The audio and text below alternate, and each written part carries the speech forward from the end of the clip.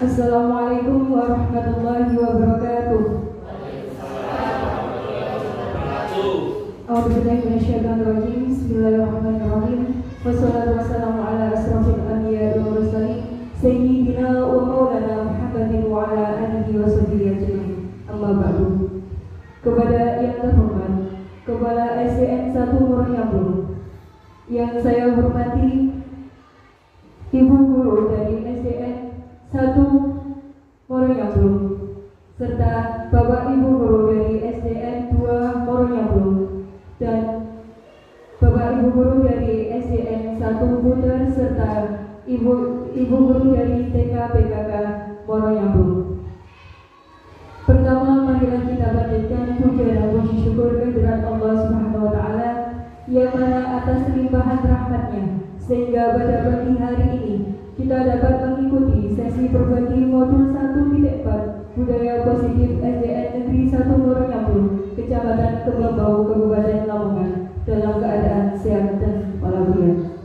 Kedua kalinya, salam serta salam tetap tercurahkan kepada junjungan kita Nabiullah Muhammad SAW.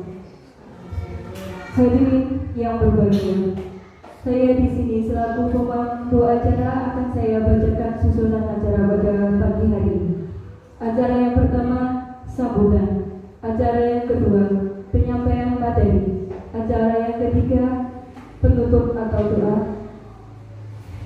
Untuk itu, sebelum acara ini kita buka, marilah kita buka dengan bacaan basmalah. Bismillahirrahmanirrahim.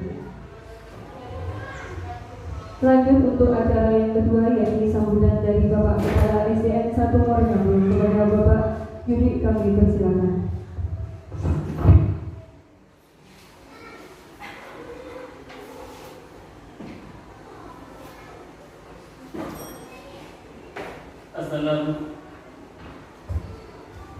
Assalamualaikum warahmatullahi wabarakatuh. Yang terhormat Bapak Ibu Dewan Guru, juga khususnya Asatidz selaku guru penggerak yang berbahagia. Syukur alhamdulillah pada kesempatan pagi hari ini kita semuanya dapat berkumpul di sini pada acara berbagi sesi modul 1.4, yaitu budaya positif dalam keadaan sehat walafiat. Juga tak lupa selawat serta salam tetap terlimpahkan kepada junjungan kita Nabi besar Muhammad SAW. Bapak Ibu yang saya hormati, yang pertama saya ucapkan terima kasih atas waktu panjenengan semuanya menyempatkan diri untuk hadir pada acara pada pagi hari ini. Yang kedua, perlu ditekankan di sini untuk budaya positif bagi para guru penggerak di sini dan juga semuanya itu sangat penting. Ada sebuah filosofi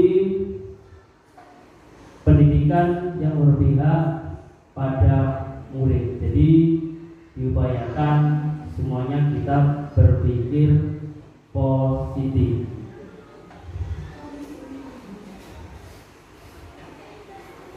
Jadi diupayakan di sini nanti karena di sini sesi berbagi, berarti ini tujuannya untuk budaya positif ini nanti akan dibagi. Pentingnya budaya positif itu bagaimana, dan kalau bisa diterapkan di lembaga masing-masing. Begitu Mas Andi ya. Terapkan di lembaga masing-masing. Mungkin kita sesuaikan dengan strategi, karena budaya positif juga berkaitan dengan disiplin. Disiplin ada hubungannya. Jadi apakah kita sudah disiplin? Apakah selama ini kita sungguh-sungguh menjalankan disiplin, atau disiplin rasakan hanya sebuah hukuman. Jadi mungkin di sini budaya positif nanti dijelaskan, disampaikan, oh disiplin itu bukan suatu hukuman, disiplin adalah keharusan berpikir positif gitu. Jadi budaya positif juga akan mengajak kita semuanya untuk memikirkan kembali kebutuhan-kebutuhan yang ada. Jadi kan semuanya, kebutuhan seorang murid juga seperti itu. Mungkin kebutuhan seorang murid pada saat mereka berperilaku yang tidak pantas, itu bagaimana? Serta di situ kita dukung dengan strateginya, strategi bagaimana untuk mengatasi hal seperti itu tadi. Dan diharapkan setelah sesi ini nanti selesai, sesi berbagi modul 1.4 yaitu budaya positif, diharapkan kita semuanya dapat menjelaskan konsep budaya positif, dapat menjelaskan konsep budaya positif, mungkin juga diterapkan di lembaga masing-masing. Juga dapat menjelaskan konsep makna disiplin. Yang selanjutnya bisa menyusun strategi dari masalah-masalah yang ada di lembaga masing-masing dan menganalisis secara reflektif dan kritis. Itu nanti harapan setelah sesi ini selesai. Jadi sesi berbagi modul untuk budaya positif. Itu harapan kami juga semuanya dari pertemuan hari ini dan juga melihat tindak lanjutnya di lembaga masing-masing.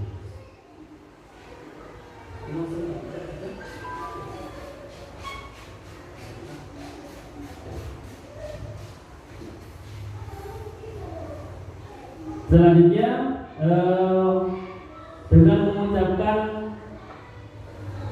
Bismillahirrahmanirrahim, acara hari ini yaitu sesi berbagi modul 1.4 budaya positif di SD Negeri 1 Moronyamplung, Kecamatan Kembangbau, Kabupaten Lamongan pada tanggal 1 Februari tahun 2023 oleh Andi Firmansyah, dinyatakan dibuka dan dimulai.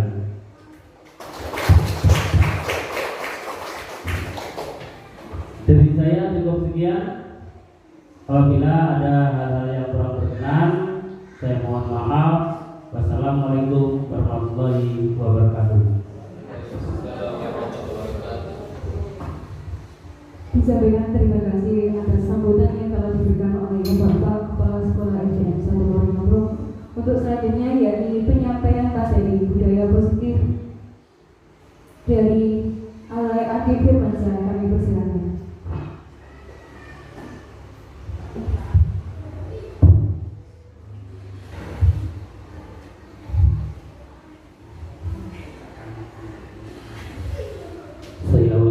Assalamualaikum warahmatullahi wabarakatuh.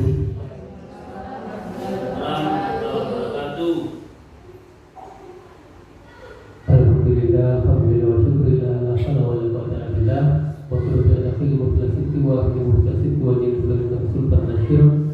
Rabbi israh li sadri wa yassir li amri wa hlul 'uqdatam min lisani yafqahu qawli. Amma ba'd. Yang terhormat Kepala SD Negeri 1 Moronyamplung, yang saya hormati Bapak Ibu Dewan Guru SD Negeri 1 Moronyamplung, yang saya hormati Bapak Ibu Guru SDN 2 Moronyamplung, ada mewakili juga Bapak Ibu Guru dari TKPKK Moronyamplung.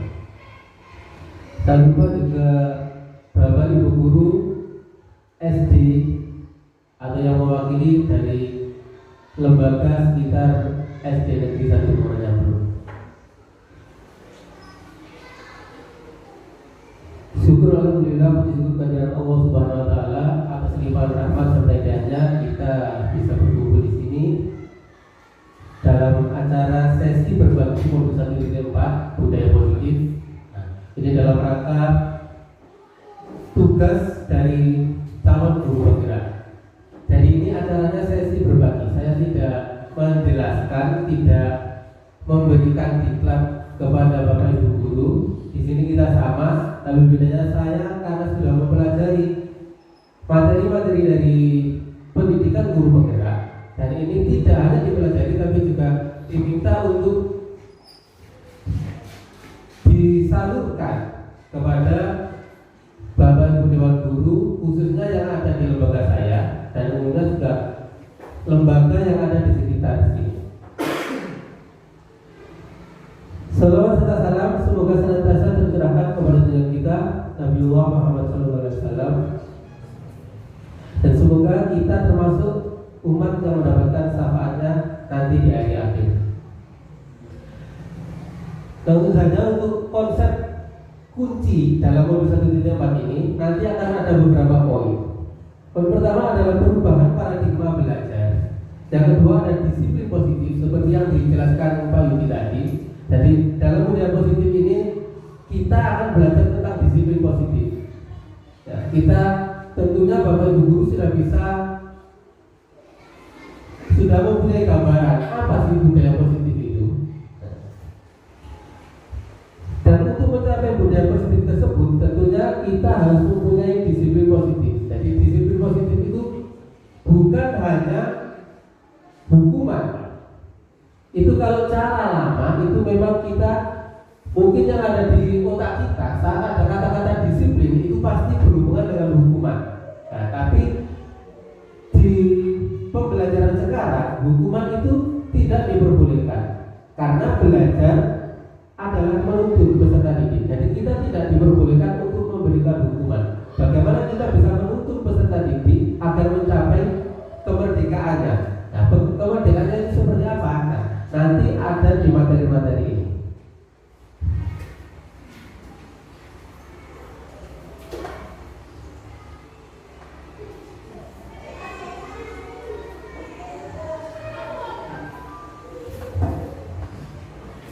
Dari 7 poin ini, nanti akan ada satu poin di mana poin tersebut akan menjelaskan bagaimana cara-cara kita kalau memang tidak diperbolehkan ada hukuman itu seperti apa saat ada masalah di lembaga atau di sekolah kita.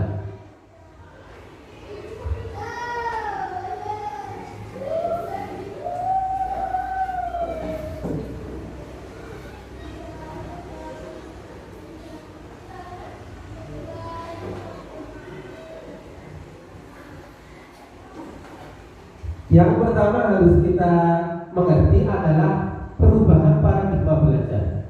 Seperti yang kita tahu, untuk tahun ini kita memulai dengan kurikulum baru. Tujuan pemerintah adanya sesi berbagi seperti ini jangan sampai perubahan kurikulum itu hanya yang berubah hanya kurikulumnya, tetapi dalam pembelajaran kita tetap menggunakan pembelajaran yang lama. Nah, mungkin Bapak Ibu guru juga menyadari saat kita menggunakan kurikulum 2013, kita tidak bisa lepas dari kurikulum KCSP. Contohnya saja kita menggunakan kurikulum 2013, tetapi saat lomba SIPRES, siswa prestasi dan Olimpiade Matematika IPA, di situ materi-materi yang keluar adalah materi-materi dari pembelajaran KCSP. Nah, itu suatu contoh bahwa kita berubah kurikulum itu tidak siap, tidak ada kesiapan untuk berubah kurikulum. Nah, jadi kita ada sesi berbagi ini bagaimana kurikulum merdeka ini benar-benar diterapkan ke lembaga Bapak Ibu semua. Dari paradigma belajar lama, kita dituntut untuk merubah ke paradigma belajar baru. Nah, jika Bapak Ibu guru masih bingung apa itu paradigma belajar lama dan paradigma belajar baru, ini saya ada beberapa soal. Soalnya sangat mudah. dan tidak ada nilai untuk jenengan. Ini nanti saya bagikan waktunya 1 menit. Dari 10 soal waktu 1 menit harus selesai.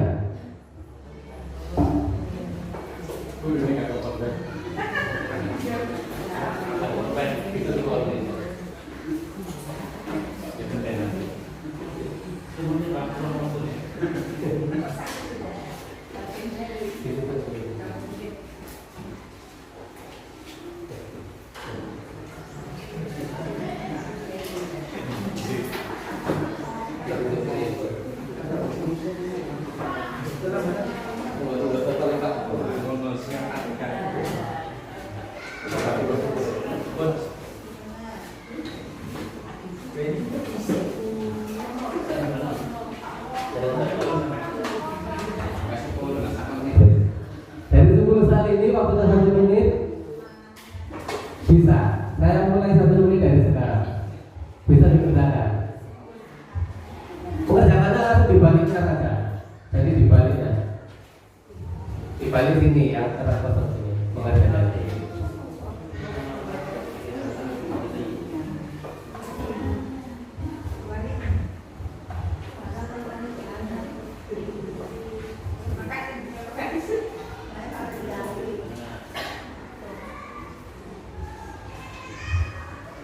Sudah 30 detik.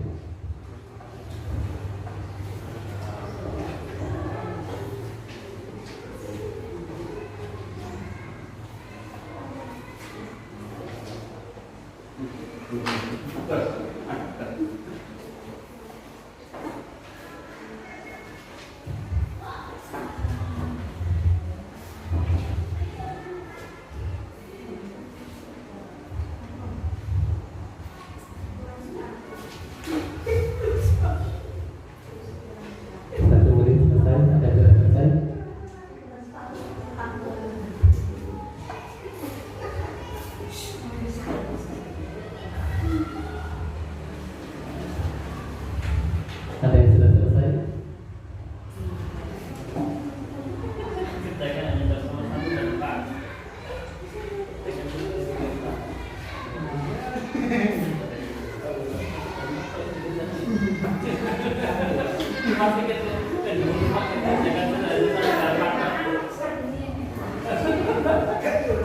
Sudah?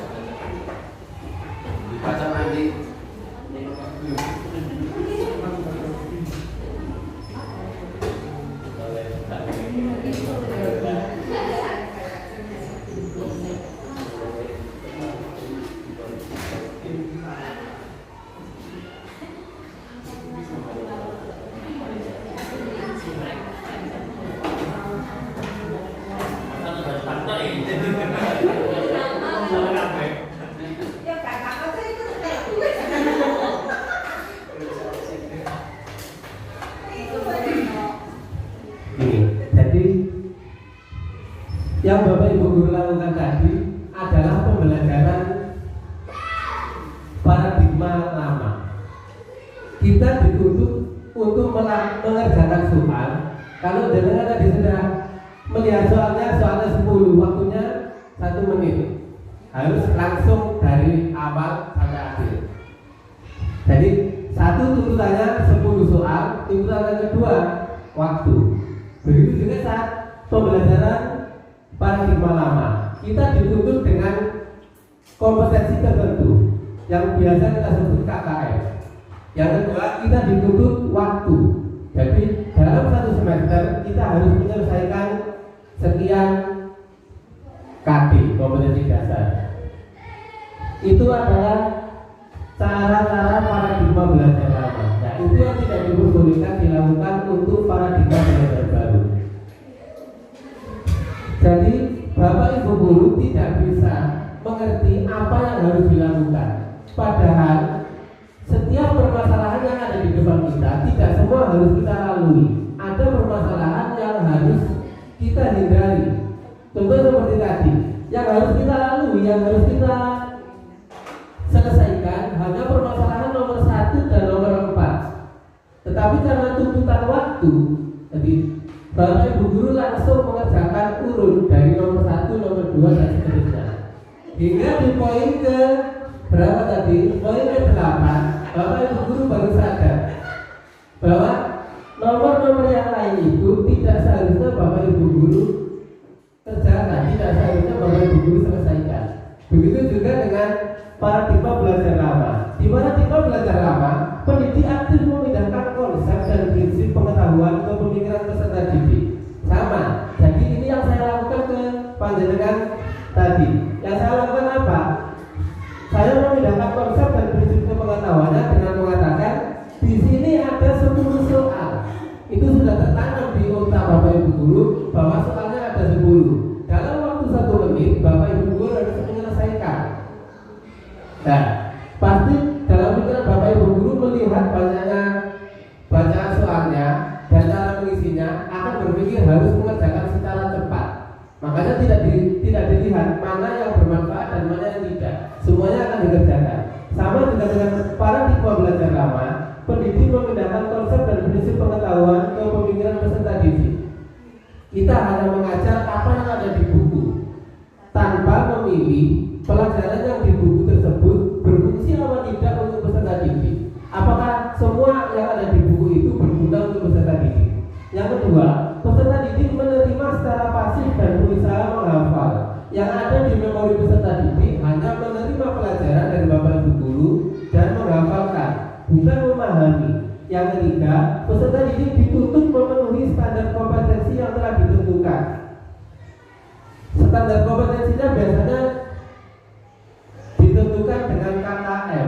Misalkan KKM-nya ada 60, ada 65, ada 70 sesuai dengan kelas tersebut. Padahal dalam satu kelas kemampuan peserta didik itu berbeda-beda. Nah, ini yang masih kurang tepat dalam paradigma lama. Jadi kita tidak bisa menuntut peserta didik untuk bisa di semua pelajaran.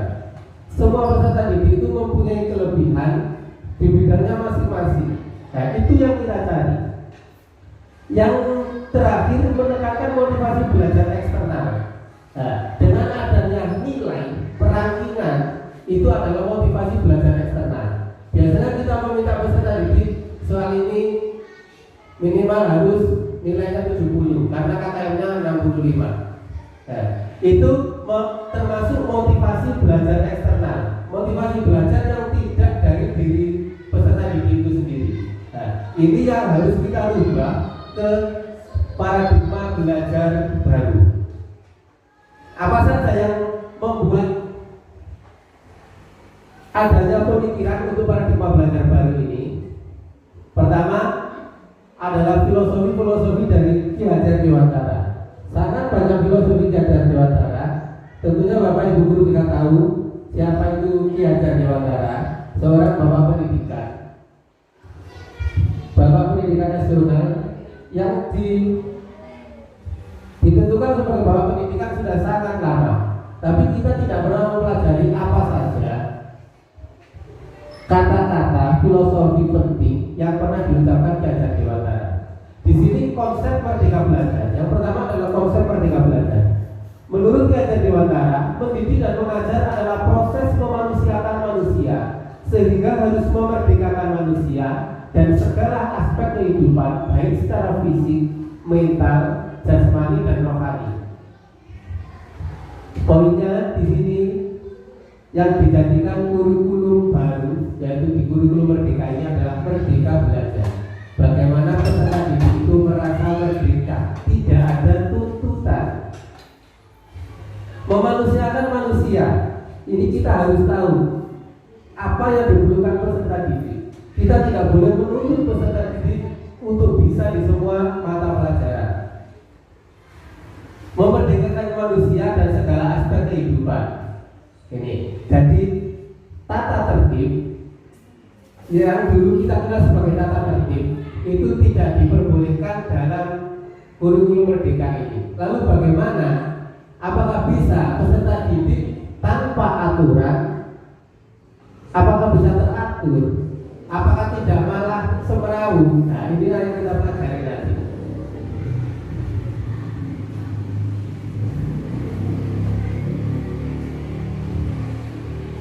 Filosofi kedua adalah pendidikan dan pengajaran merupakan usaha, persiapan dan persediaan untuk segala kepentingan hidup manusia, baik dalam hidup bermasyarakat maupun hidup berbudaya dalam arti seluas-luasnya. Yang kita ajarkan kepada peserta didik tidak hanya materi yang ada di buku. Makanya kenapa di kurikulum merdeka ini seharusnya tidak boleh ada buku pelajaran dari dinas.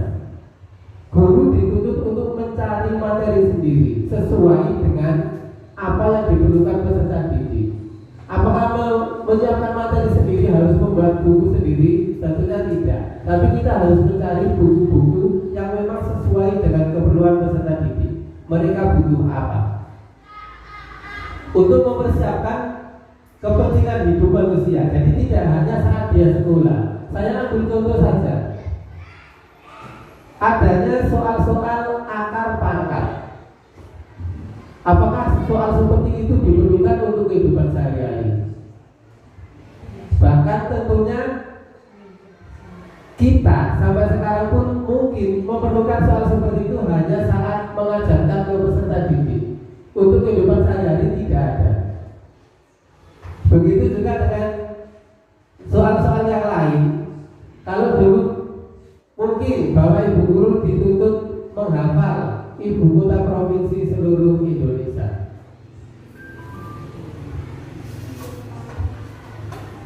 Apa fungsinya menghafal ibu kota provinsi seluruh Indonesia untuk peserta didik? Nah, itu yang kita pelajari. Jadi yang harus kita ajarkan ke peserta didik adalah apa yang diperlukan mereka dalam menghadapi masa depan, dalam menghadapi semua potensi yang dimilikinya. Yang ketiga, pendidikan diartikan sebagai tuntunan dalam hidup tumbuhnya anak-anak, menuntun segala kodrat yang ada pada anak agar mereka dapat mencapai keselamatan dan kebahagiaan yang setinggi-tingginya, baik sebagai manusia ataupun sebagai anggota masyarakat. Menuntun, mengarahkan.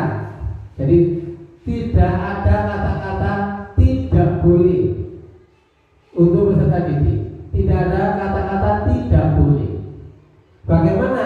Apa bedanya menuntun dengan kita yang sudah kita lalui? Saat menuntun itu kita tidak boleh mengatakan tidak boleh. Tapi saat peserta didik melakukan kesalahan, kita harus menunjukkan yang benar itu seperti apa. Itu arti dari menuntun. Selain menunjukkan, kita juga harus bisa menjelaskan manfaatnya untuk peserta didik apa, manfaatnya untuk masyarakat juga apa. Ki Hajar Dewantara menjelaskan bahwa dasar pendidikan anak berhubungan dengan kodrat alam dan kodrat zaman. Ini juga sangat penting. Kita tidak boleh memberikan pembelajaran di Moronyamplo dengan di Bundar mungkin berbeda. Di desa Moronyamplo dengan desa Bundar mungkin berbeda. Di Moronyamplo dengan di Kecamatan Paciran harusnya juga berbeda. Tapi yang kita lalui sampai saat ini, apa yang kita ajarkan sama. Semua kelas 3 yang diajarkan itu, yang kelas 5 juga yang diajarkan itu. Jadi itu termasuk kodrat alam. Kodrat zaman itu seperti apa? Kodrat zaman adalah tidak bisa dipungkiri. Anak-anak zaman sekarang yang dipegang adalah HP, gadget. Ini yang dari kodrat zaman. Apakah bisa kita melarang anak-anak untuk tidak bermain HP? Tentunya tidak bisa. Bisa kita larang di sekolah, di rumah malah dibelikan orang tuanya. Bahkan kuota pun dijatah oleh orang tua. Nah, kita sebagai guru bagaimana? Jangan melarang, tapi kita arahkan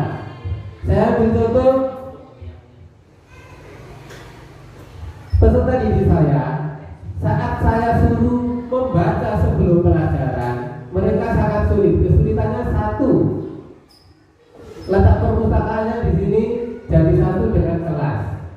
Yang kedua, kondisi bukunya. Jadi tidak memotivasi peserta didik. Yang saya lakukan apa? Karena saya tahu peserta didik itu sukanya bermain HP, saya suruh membacanya di HP. Jadi di jam pelajaran tertentu saya perbolehkan membawa HP. Tetapi HP hanya boleh digunakan untuk pelajaran. Di situ kita bisa membuat perpustakaan digital. Nanti mungkin dari teman-teman SDW lain ingin seperti apa perpustakaan digital, sangat mudah. Kita hanya menggunakan Google Chrome.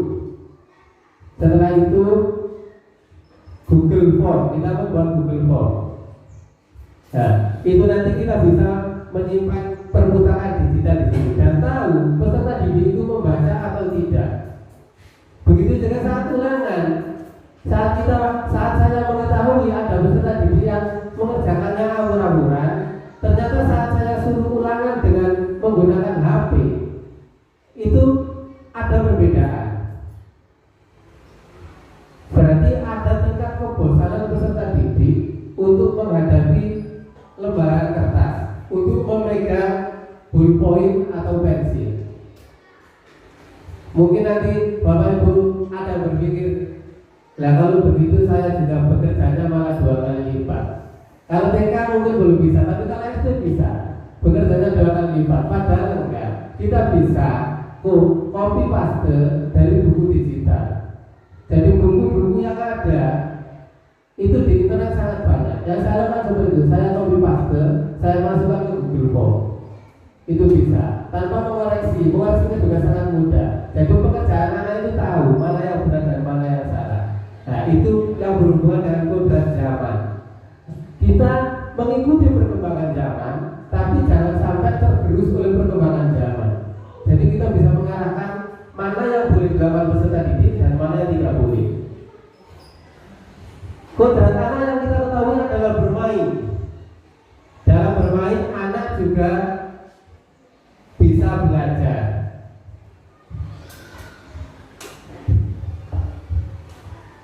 Contohnya di sini nanti ini. Contoh permainan yang juga belajar adalah permainan gobang sodor dan bermain kelereng. Dari permainan gobang sodor dan bermain kelereng, ilmu pengetahuan apa yang didapatkan anak-anak itu Bapak Ibu? Nah, kalau kelereng sekalian belajar matematika berhitung. Oke, harus Bu. Kalau gobang sodor apa Bu? Apa Bu? Masih tentang apa? Kebersamaan atau kelupaan bisa. Ada lagi? Kalau kelereng tadi matematika belajar berhitung. Kalau gobang sodor ada belajar kolaborasi atau kebersamaan, bisa. Jadi belajar kelompok, belajar teknik, taktik dalam permainan tersebut. Tentunya mereka akan menyusun strategi. Nah, itu diibaratkan adalah strategi dalam menjalani kehidupan. Peran pendidik ini yang sangat penting, diibaratkan seorang petani atau pekebun yang tugasnya merawat beragam tanaman sesuai kebutuhan agar tumbuh dan berbuah dengan baik. Setiap tanaman tentunya berbeda perlakuannya. Nah, peserta didik seperti benih tanaman. Jadi kita tidak bisa menyamaratakan peserta didik, kita lakukan seperti ini. Kita harus bisa membedakan. Sebelum membedakan, kita harus tahu potensi apa yang ada pada peserta didik. Saat peserta didik itu potensinya di olahraga, tidak bisa kita tekankan di matematika. Ya sudah, saat matematikanya kita arahkan, mereka tetap tidak mampu ya, karena mereka memang posisinya tidak di situ. Yang perlu kita kembangkan yang mana? Yang olahraganya. Nah, itu untuk paradigma pembelajaran baru. Jadi kita tidak boleh memaksakan peserta didik. Kita harus tahu potensinya. Seperti juga tanaman. Saat petani menanam tanaman, bagaimana memperlakukan padi dengan jagung tentunya beda-beda. Kalau padi awalnya tentunya membutuhkan air yang banyak. Apakah jagung membutuhkan air yang seperti padi. Nah, begitu juga dengan anak-anak. Jadi perlakuan kita ke anak itu harusnya berbeda-beda. Peserta didik,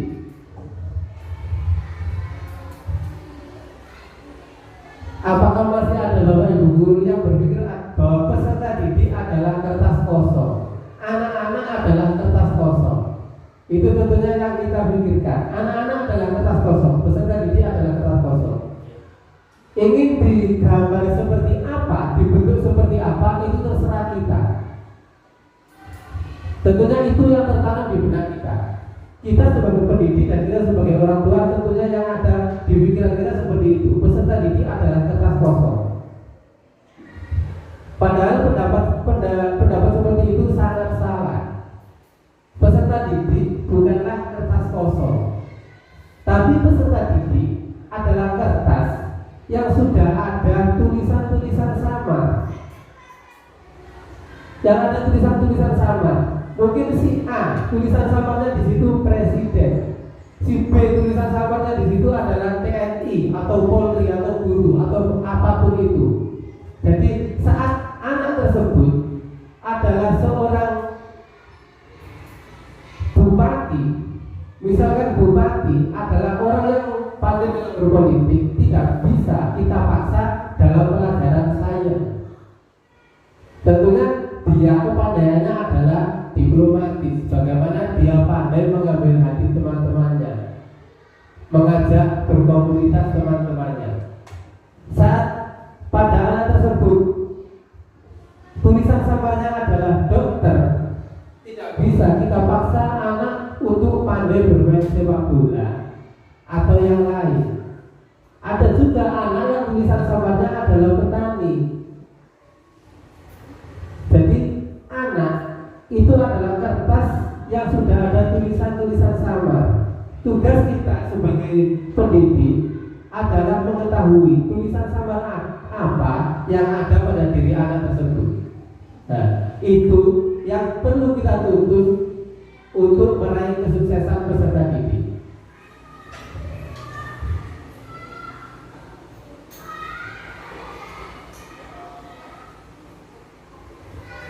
Ini paradigma baru dalam pembelajaran.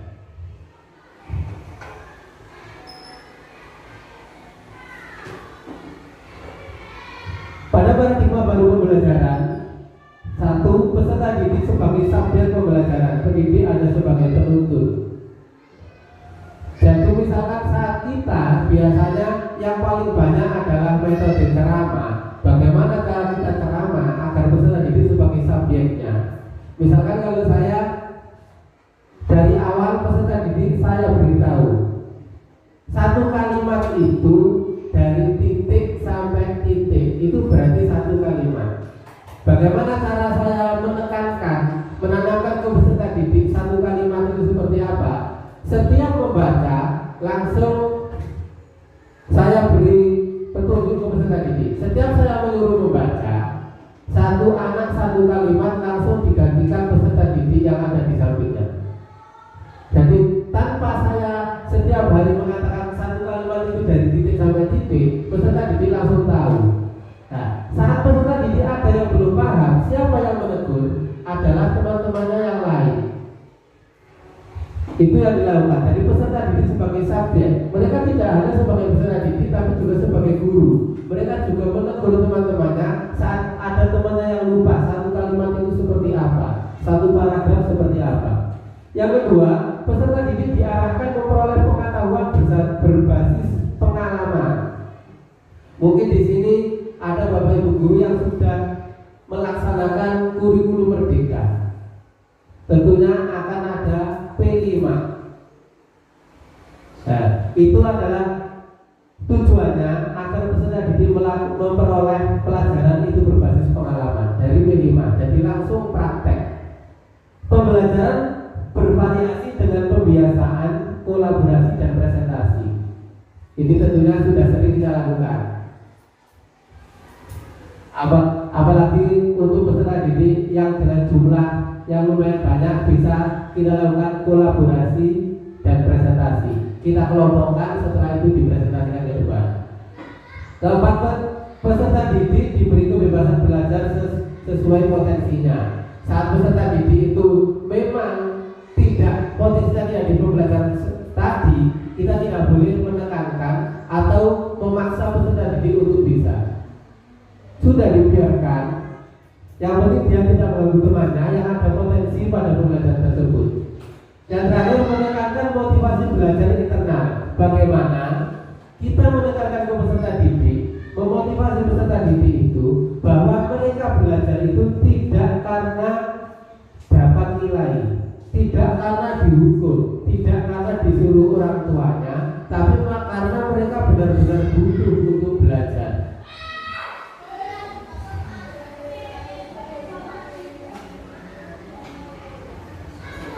Ini, jadi poin intinya pada paradigma baru belajar ini, pembelajaran paradigma baru berorientasi pada penguatan kompetensi, bukan penuntutan untuk memenuhi kompetensi.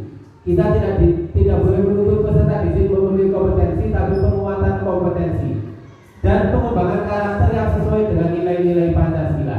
Peserta didik sebagai subjek pembelajaran diarahkan menemukan motivasi belajar internalnya sehingga mencapai prestasi sesuai bidang bakatnya. Ini yang kita cari adalah motivasi belajar internal.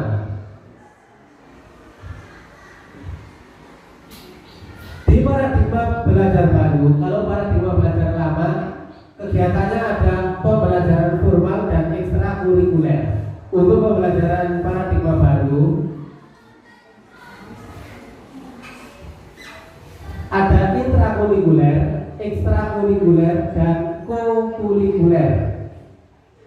Intrakurikuler ini pembelajaran formal yang biasa kita lakukan di kelas. Ekstrakurikuler ini sesuai dengan minat anak dan potensi yang ada di lembaga. Jadi misalkan di SDN 1 Moronyablong, potensinya apa yang ada di lembaga ini, sumber daya yang ada apa. Kalau di SDN Moronyablong kita mengadakan ekstrakurikuler, misalkan grup band, apakah cocok? Tentunya tidak. Satu, biasanya warga masyarakat di Moronyablong ini minatnya adalah ke yang berbau religi. Sangat tidak cocok kita menggunakan ekstra band, misalkan seperti itu. Jadi ekstranya yang kita cari kalau musik bagaimana yang berbau religi. Yang terakhir ada kokurikuler. Kokurikuler itu apa? Kokurikuler itu pembelajaran langsung. Bisa misalkan kalau dulu di Moronyablong banyak pengrajin tikar, kita ajak langsung ke tempat pengrajin tikar. Study tour itu juga masuk ke kokurikuler.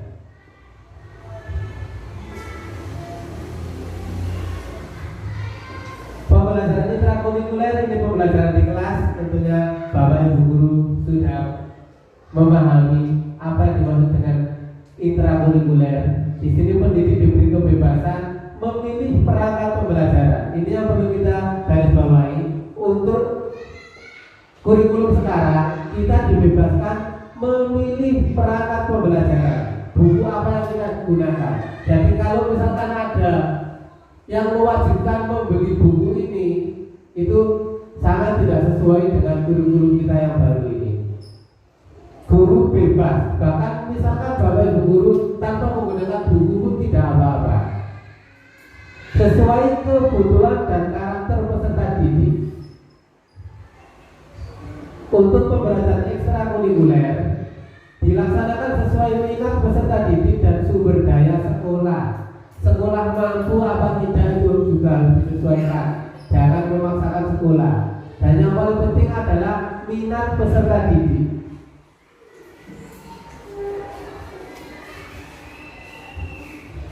Dan terakhir, kokurikuler ini pembelajaran berprinsip interdisipliner. Interdisipliner itu kita menggunakan berbagai cara untuk mendisiplinkan anak. Jadi tidak boleh hanya dengan hukuman. Berorientasi pada pengembangan karakter dan kompetensi umum, menguatkan kegiatan intrakurikuler. Kokurikuler harus menguatkan kegiatan intrakurikuler. Saat kita melaksanakan study tour, tidak boleh hanya yang sering terjadi saat study tour, kita hanya rekreasi saja, tidak ada pelajaran di situ.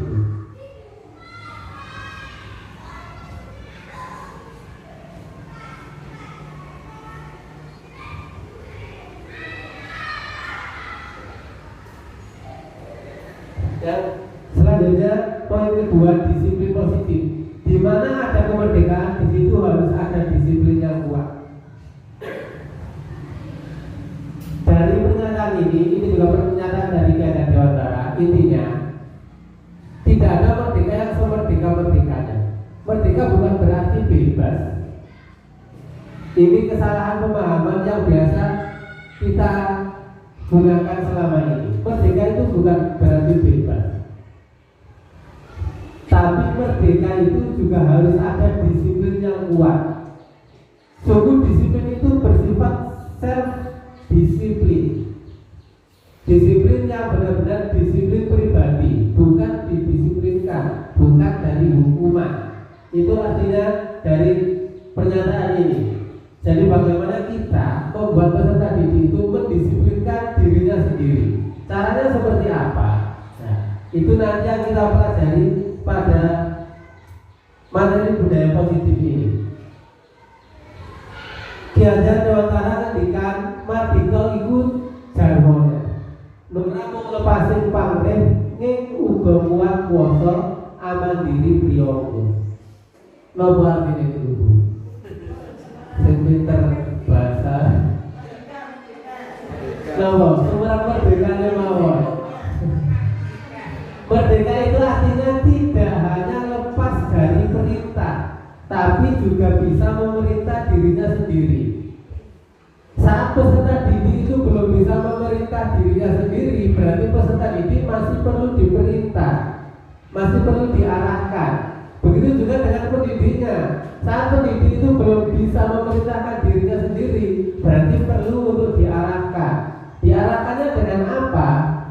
Dengan sebuah keyakinan yang sudah disepakati. Jadi artinya ini merdeka itu tidak hanya lepas dari perintah, tapi juga mampu memerintahkan dirinya sendiri. Bukan merdeka yang semerdeka-merdekanya. Karena kemerdekaan kita juga dibatasi oleh kemerdekaan orang lain. Di sini kita belajar disiplin positif.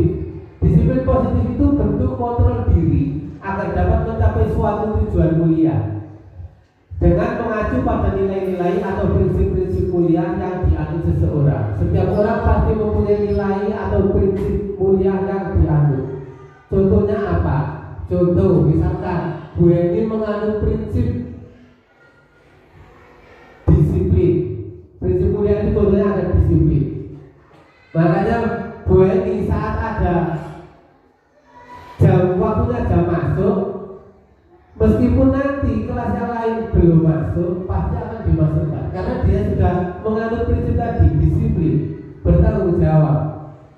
Kondisinya seperti apapun, dia akan bertanggung jawab kepada peserta didik. Bagaimana sehingga mempunyai motivasi bagaimana peserta didik ini mampu untuk menemukan bidang bakatnya tadi.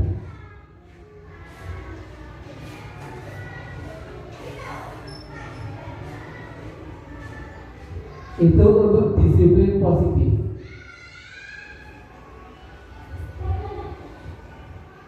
Untuk masuk ke disiplin positif, kita harus tahu motivasi perilaku manusia. Jadi perilaku manusia itu mempunyai motivasi berbeda-beda. Contoh di sini, ini kita disuruh membedakan antara hukuman atau konsekuensi. Mencatat 100 kali dalam buku kalimat saya tidak akan terlambat lagi karena terlambat ke sekolah. Ini hukuman apa konsekuensi? Katanya hukuman ada yang konsekuensi. Yang kedua, lari mengelilingi lapangan basket 2 kali karena terlambat lagi di sekolah. Hukuman apa konsekuensi? Yang ketiga, membersihkan coretan yang dibuatnya di meja tulis. Konsekuensi. Yang keempat, murid diminta untuk push up 15 kali karena tidak menggunakan masker ke sekolah. Yang pertama, mencatat 100 kali di dalam buku kalimat saya tidak akan terlambat lagi. Ini termasuk hukuman. Hukuman. Ini termasuk konsekuensi. Yang kedua, lari mengelilingi lapangan basket 2 kali karena terlambat hadir di sekolah. Ini hukuman. Yang ketiga, membersihkan coretan, konsekuensi. Yang terakhir, murid diminta untuk push up 15 kali karena tidak menggunakan masker. Ini hukuman. Bagaimana kita menggunakan hukuman dan konsekuensi? Hukuman itu kita memberikan sanksi itu terserah kita, tidak ada hubungannya dengan kesalahan yang dilakukan peserta didik. Kalau mencatat 100 kali di buku, saya tidak akan terlambat karena dia terlambat. Sama kan? Dia mencatat seperti itu karena dia terlambat, berarti itu konsekuensi. Mengelilingi lapangan basket padahal dia terlambat. Apa hubungannya terlambat dengan mengelilingi lapangan? Tidak ada hubungannya. Ini hukuman. Nah, begitu juga yang seterusnya. Apakah hukuman dan konsekuensi boleh dilakukan di lembaga pendidikan? Tidak boleh. Terus kalau ada peserta didik yang melakukan kesalahan, apa yang kita lakukan? Menunjukkan yang terbaik seperti apa. Nah, bisa seperti itu. Jadi hukuman dan konsekuensi itu ini termasuk motivasi eksternal. Peserta didik mendapatkan ini dari orang lain, tidak dari dirinya sendiri. Mungkin dia akan setelah dihukum menulis 100, diberikan konsekuensi, menulis 100 kali. Mungkin dia tidak terlambat, tapi bukan tidak terlambat itu karena dia disiplin, tapi karena dia tidak mau menulis 100 kali ini. Nah, itulah yang disebut motivasi eksternal. Teori motivasi, satu hukuman, kedua penghargaan, yang ketiga restitusi. Yang kita lakukan di kurikulum Merdeka adalah yang ketiga, restitusi. Hukuman dan penghargaan ini biasa kita lakukan. Yang paling sering kita lakukan adalah penghargaan untuk peserta didik. Padahal itu tidak boleh dilakukan. Memberikan bintang, memberikan reward apapun itu pada peserta didik. Itu adalah motivasi eksternal. Motivasi internalnya hanya restitusi. Begitu juga dengan hukuman.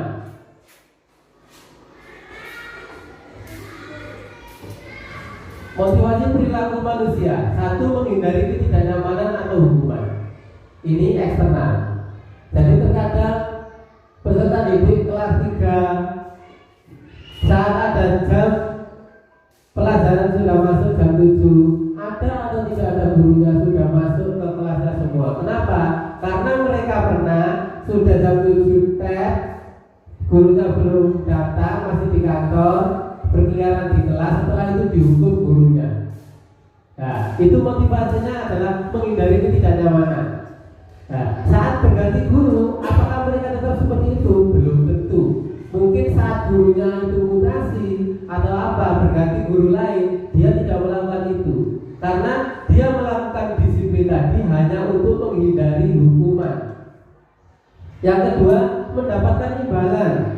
Kebanyakan peserta didik antusias saat disuruh guru, kenapa? Karena ada imbalannya, ada penghargaannya. Itu juga tidak diperbolehkan. Memberikan bintang ke peserta didik itu juga tidak diperbolehkan. Apalagi imbalan-imbalan yang lain. Yang diperbolehkan adalah menghargai nilai-nilai diri sendiri. Bagaimana peserta didik itu misalkan disuruh gurunya, dia langsung berangkat. Kenapa? Karena dia tahu itu adalah kewajibannya sebagai peserta didik. Nah, saat dia berangkat karena dia tahu kewajibannya, itu berarti dia melakukan karena menghargai nilai-nilai dirinya sendiri. Itu tidak hanya untuk peserta didik. Misalkan saja ada bapak ibu guru saat upacara bendera dimulai jam 7 kurang 1/4. Ada satu guru yang tidak pernah mengikuti upacara bendera. Lama-kelamaan ada pergantian kepala sekolah. Saat kepala sekolah baru, guru tersebut selalu ditegur sehingga dia mengikuti upacara bendera. Dan jika ada pergantian kepala sekolah lagi, apakah dia tetap mengikuti mengikuti upacara bendera? Belum tentu. Kenapa? Karena motivasinya mengikuti upacara bendera bukan karena menghargai dirinya, tapi karena apa? Menghindari ketidaknyamanan atau hukuman dari kepala sekolah tadi. Saat kepala sekolah baru, dia tidak ikut upacara bendera karena sudah tidak ada yang menegur lagi. Nah, ini motivasi perilaku manusia. Jadi motivasi perilaku ini kita pelajari tidak hanya untuk peserta didik, tapi juga untuk pendidik. Ini contoh kasusnya. Motivasi perilaku manusia. Peserta didik tidak bisa tertib berdiri atau antri di depan kelas dan selalu berebutan masuk ke dalam kelas setelah jam istirahat usai. Ini tentunya sangat mengganggu proses pembelajaran, di mana kelas tidak bisa dimulai tepat waktu. Nah, di sini Bu Ida sebagai gurunya memberikan bintang ke peserta didik. Jadi diworo-woro nama peserta didik. Siapa yang dapat berdiri lurus dan berbaris rapi antri di depan kelas, di pintu dapat bintang. Setelah itu peserta didik pasti akan baris rapi untuk mendapatkan bintang. Pada suatu hari Bu Ida tidak masuk sekolah, sehingga digantikan guru lain atau di sini digantikan oleh Pak Ibu. Pak Ibu tidak tahu bagaimana cara Bu Ida mengkondisikan kelasnya, sehingga saat istirahat peserta didik menjadi tidak bisa antri lagi dan berebutan masuk ke dalam kelas. Pertanyaannya, kenapa bisa terjadi seperti ini? Menurut Bapak Bu, kenapa? Kenapa saat diajar Bu Ida peserta didik bisa rapi, berbaris dan antri, tapi saat diajar oleh Pak Ibu tidak bisa antri?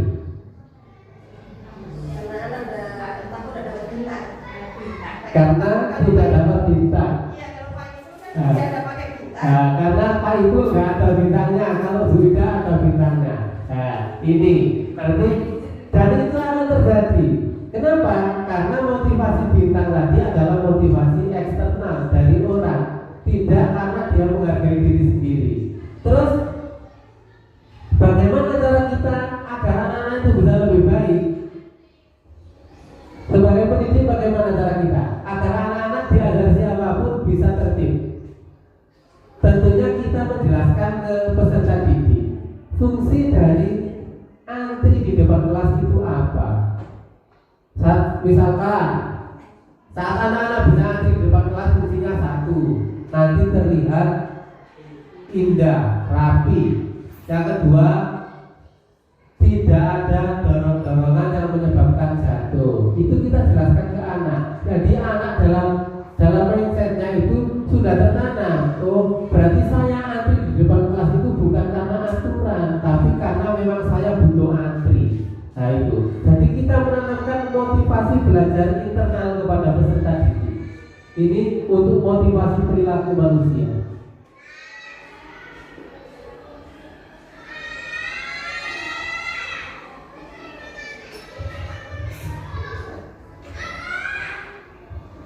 Untuk sebenarnya adalah kebutuhan dasar manusia. Jadi perilaku peserta didik yang tidak sesuai dengan peraturan itu sejatinya dilakukan untuk memenuhi kebutuhan dasarnya.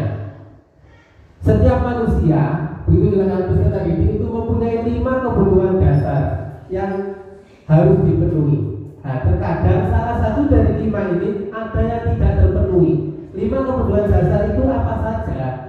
Kebutuhan dasar pertama adalah bertahan hidup atau fisiologis. Ini contohnya adalah makan, minum, kebutuhan dasar kita, berpakaian dan lain-lain. Itu satu. Yang kedua, kasih sayang dan diterima. Setiap anak itu butuh diterima, butuh kasih sayang. Contohnya biasanya peserta didik ada yang karena mungkin di rumah kurang kasih sayang, di sekolah nanti gurunya baik, selalu perhatian, maka peserta didik itu akan menurun. Dan jika hanya ada satu yang perhatian kepada dia akan menurut pada satu guru tersebut. Itu kasih sayang dan diterima. Penguasaan. Ada peserta didik yang ingin tidak bisa membaca, tapi kenapa kalau dia bisa mengaksesnya, bisa menggunakannya, itu karena kebutuhannya adalah kebutuhan penguasaan. Dia merasa harus menghafal, kan dilakukan anak menghafal di HP. Yang dipencet ini. Kenapa? Karena dia butuh untuk penguasaan agar dia bisa mengoperasikan HP. Kebebasan. Biasanya peserta didik saat di dalam kelas, dia ada di dalam kelas, dia tidak bisa konsentrasi. Tapi saat kita ajak pembelajaran di luar kelas, dia lebih konsentrasi. Padahal logikanya kita lebih mudah membuat peserta didik konsentrasi itu di dalam kelas apa di luar kelas. Akan lebih mudah di dalam kelas karena lingkupnya cuma sempit. Tapi ada beberapa peserta didik yang lebih mudah konsentrasi saat pembelajaran luar kelas. Contoh lain, ada peserta didik yang belajarnya itu harus hening. Ada peserta didik yang kalau belajar harus mendengarkan musik. Nah, peserta didik yang belajar dengan menggunakan musik, belajar di luar kelas, itu karena dia membutuhkan kebutuhan dasar berupa kebebasan. Jadi dia itu tidak mau ditekan, tidak mau sepaneng hanya pada pelajaran tersebut saja. Nah, itu kebebasan. Dan yang terakhir adalah kesenangan. Kesenangan ini biasanya ada peserta didik yang belajar, misalkan suka pelajaran agama. Kenapa suka pelajaran agama? Karena kalau agama yang mengajar Pak Pur. Nah, itu berarti dia yang dibutuhkan adalah kebutuhan kesenangan. Dia hanya melakukan sesuatu untuk yang disenanginya saja. Ini kebutuhan dasar manusia.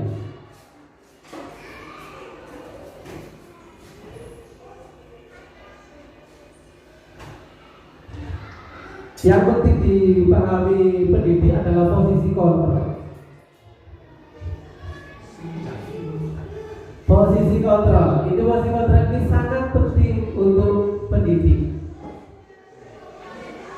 Posisi kontrol ada penghukum, pembuat rasa bersalah, teman, pemantau, manajer.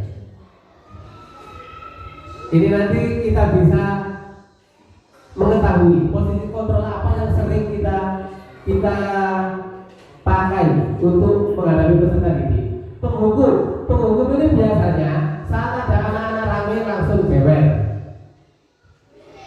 Saat ada anak-anak yang terlambat langsung misalkan disuruh push up, membersihkan sampah. Itu berarti penghukum. Pembuat rasa bersalah ini biasanya kalau ada anak-anak yang ramai, kita menegurnya dengan bahasa yang diri. Oh, rame-rame tarik, untuk rame-rame, aku disenangi Pak Budi. Nah, itu pembuat merasa bersalah untuk anak. Tentunya seperti itu. Yang ketiga, teman.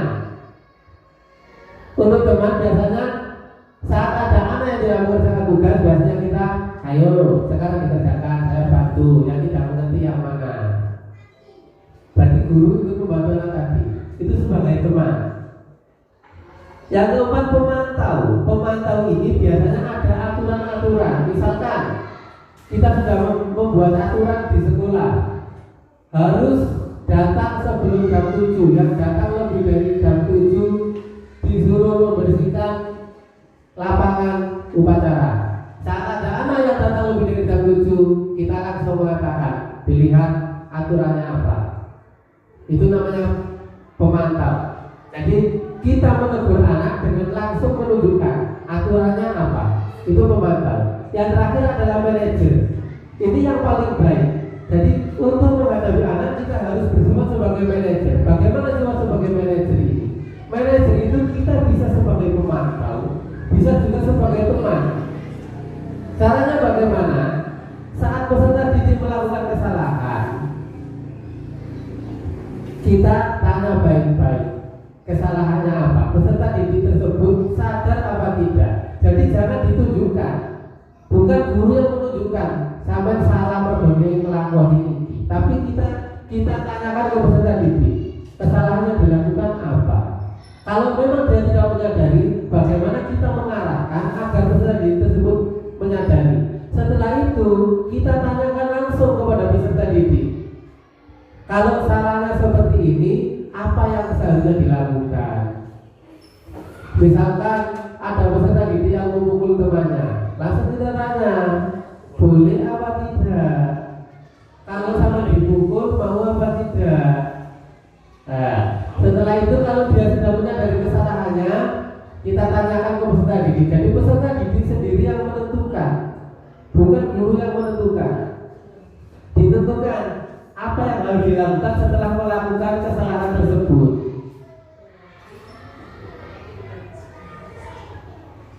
Nah, untuk memudahkan posisi kontrol kita, ini yang sudah dilakukan di SDN 1/60 kemarin adalah membentuk keyakinan kelas. Apa itu keyakinan kelas? Nah, jadi kalau dulu ada tata tertib itu tidak diperbolehkan, tapi sekarang yang digunakan adalah keyakinan kelas. Intinya sama, tapi cara penyampaiannya berbeda, cara kita menanamkan ke anak berbeda. Nah, bagaimana dari dulu tata tertib itu kita jadikan keyakinan kelas. Namanya keyakinan, peserta didik harus melaksanakan. Kenapa harus melaksanakan? Karena ini keyakinannya sendiri. Tujuan keyakinan kelas adalah menjadikan profil pelajar Pancasila. Profil pelajar Pancasila ada 6 poin. Mungkin ada yang sudah tahu apa saja profil pelajar Pancasila itu.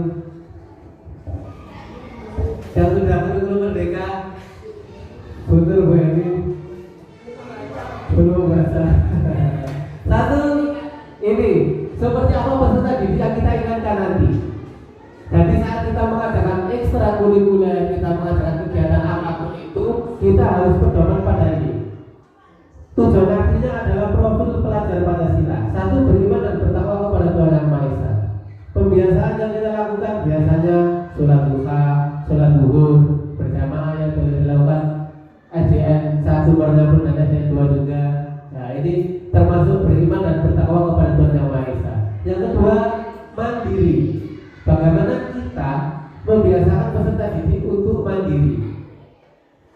Yang ketiga adalah bernalar kritis.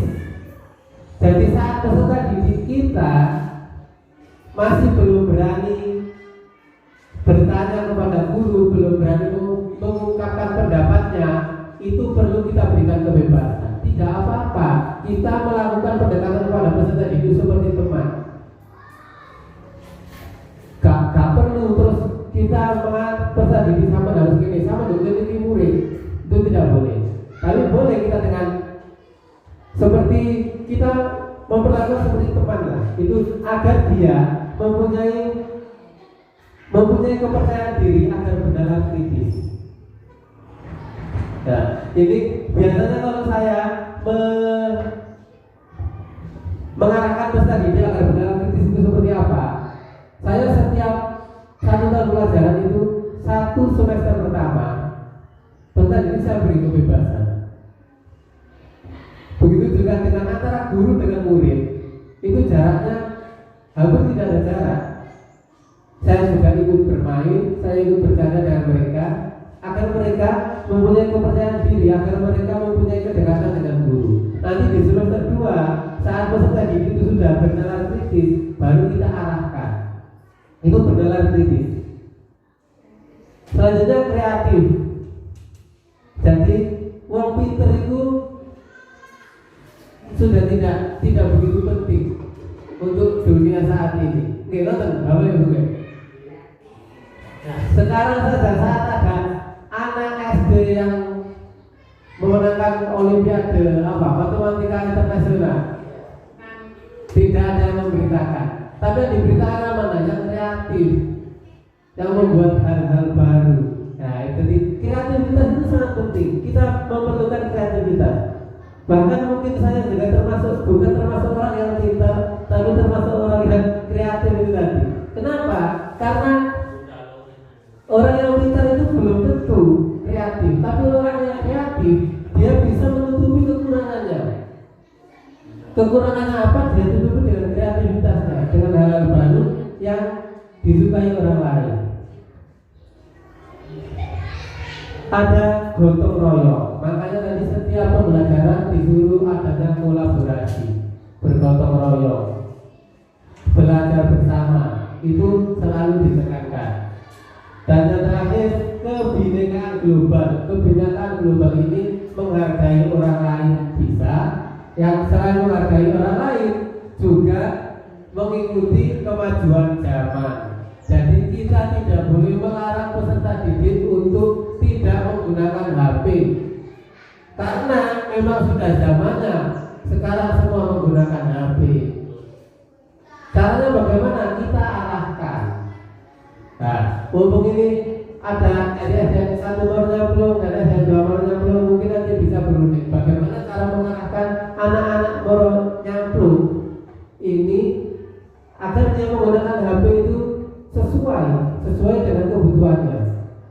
Karena kalau gurunya tidak mengarahkan, mereka menggunakan HP untuk apa? TikTokan. Gurunya baru seperti TikTok, tapi muridnya buat TikTokan sekalian. Nah, itu. Jadi tugas kita mengarahkan. Begitu juga dengan misalkan berkendara. Yang banyak sekarang anak-anak SD sudah mengendarai sepeda motor semua.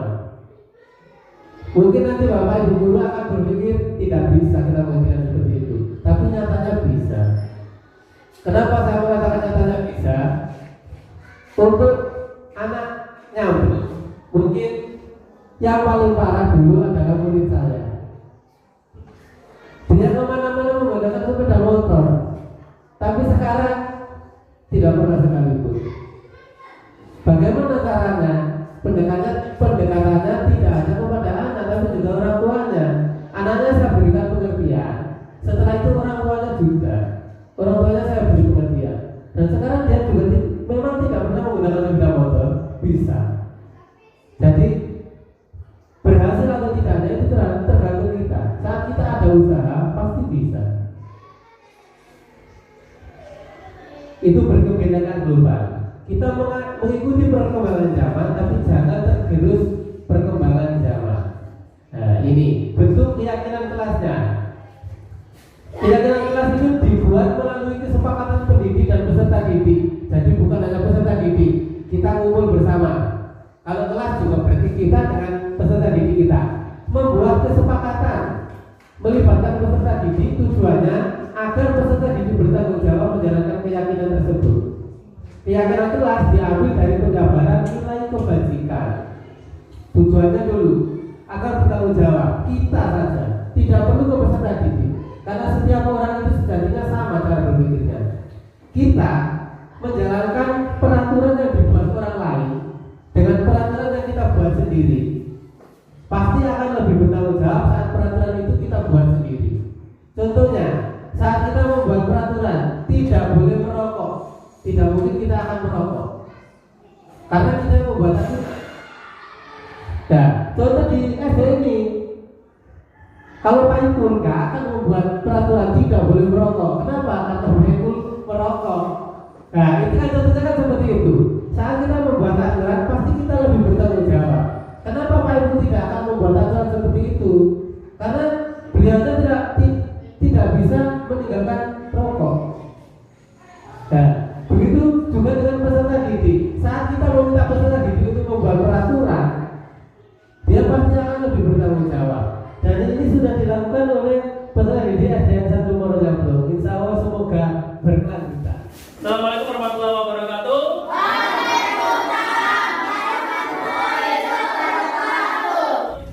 Untuk acara pada pagi hari ini, tujuan kalian dikumpulkan di sini, yaitu kita sama-sama akan mengagendakan kegiatan setiap hari Jumat ke-1. Ada kegiatan KKGO atau PBB. Apa PBB? Yang kedua, keagamaan. Yang ketiga dari P5. Di P5 kita praktek buat apa? Mulai dari kelas 4, kelas 5 buat kerajinan tangan, mungkin bisa juga yang lain jualan dan sebagainya. Selanjutnya ada lagi Jumat Sehat. Jumat Sehat kita agendakan untuk itu bisa melaksanakan senam. Setelah senam mungkin jalan-jalan itu kalian semuanya harus tertib. Ini wayang istighosah bagaimana? Jadi semuanya nanti akan dijelaskan sama Pak Andi. Dari saya cukup sekian. Kurang lebihnya mohon maaf. Assalamualaikum warahmatullahi wabarakatuh. Kegiatan kita setiap hari Jumat dari mulai Jumat minggu depan berarti. Sebenarnya kan mulai Jumat minggu ini. Tapi karena belum ada penjelasan ke kalian semua, ini dimulai Jumat minggu depan. Kegiatannya sudah dijelaskan tadi. Nah, untuk kelancaran kegiatan itu kita perlu adanya apa? Tata tertib atau peraturan. Tata tertibnya, aturannya sampai membuat sendiri untuk kita sepakati tidak hanya dari Jumat tapi peraturan setiap hari. Apa saja yang perlu ditingkatkan di sekolah kita ini? Di situ ada banyak kata-kata kebijakan universal. Kebijakan universal itu kata-kata baik yang menurut sampean kurang atau belum ada di SD ini apa? Misalkan peduli, sampean sudah peduli apa belum dengan teman-temannya? Biasanya sudah yakin, rajin, sudah rajin belajar mengerjakan tugas. Apa kira-kira yang kurang yang perlu ditingkatkan dari kata-kata yang ada di situ? Apa saja? Silakan. Silakan. Sampai mau Bisa angkat tangan, pilih katanya. Apa? Sopan santun. Jawab sopan santun tadi siapa? Ayo maju, Reno. Ditulis di papan. Biar tahu nanti temannya. Sopan santun. Ayo. Ditulis apa?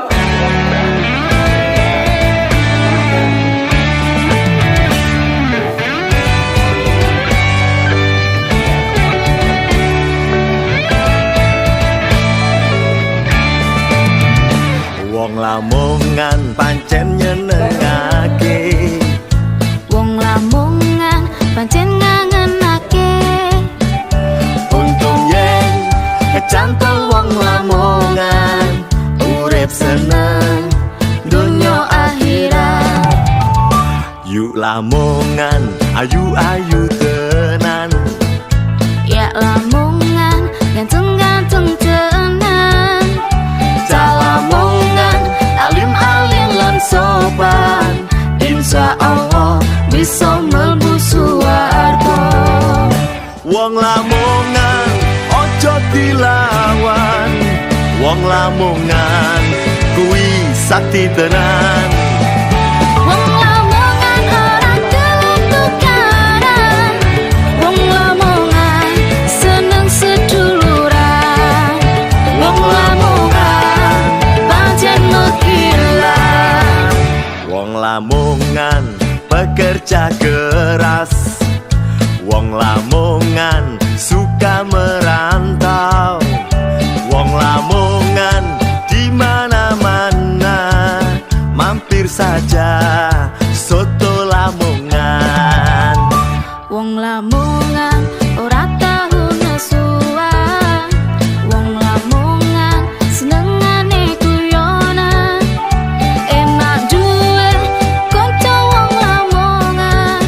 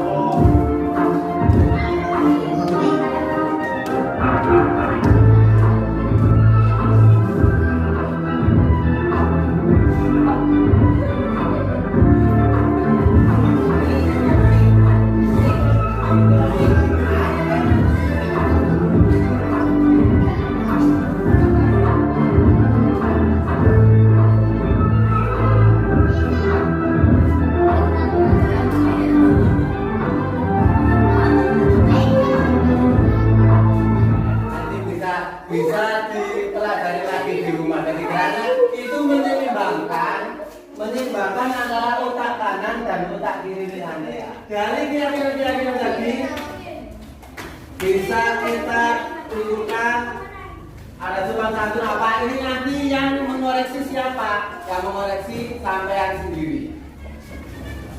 Jadi aturan ini yang buat siapa? Aturan ini yang buat sampean kan? Yang menjalankan sampean, yang mengoreksi sampean juga. Sopan santun.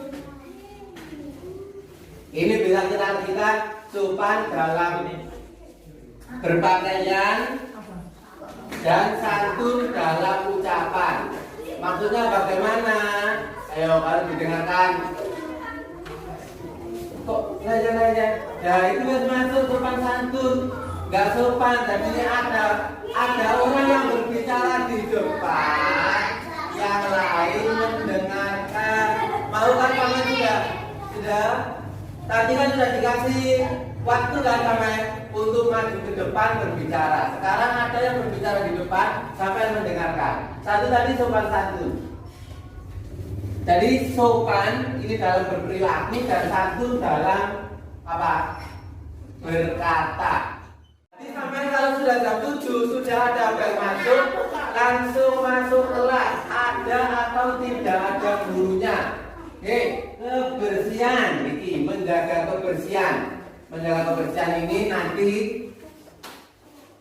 sudah dirindukan dengan Bapak Ibu dan Kepala Sekolah kemarin ada program namanya Polisi Kebersihan.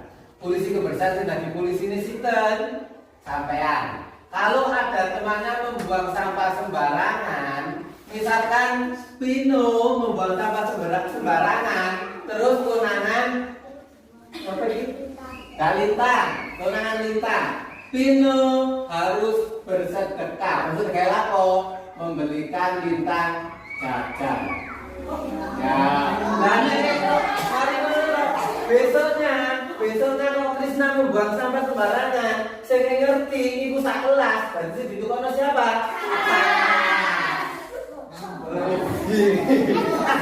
Ngerti ya? Ngerti ya? Sepakat? Sudah? Sepakat ya? Kalau ada temannya membuang sampah sembarangan, misalkan Vino membuang sampah sembarangan, yang tahu nanti Lintang, jadi Vino membelikan jajan Lintang. Kalau Vino membuang sampah sembarangan, saya tahu kelas 456 kok tahu kabeh, yo kabeh 456 itu Mas Vino bacaan. Sepakat? Tujuan kita nanti adalah profil pelajar Pancasila. Jadi sampean di sekolah itu harus menjadi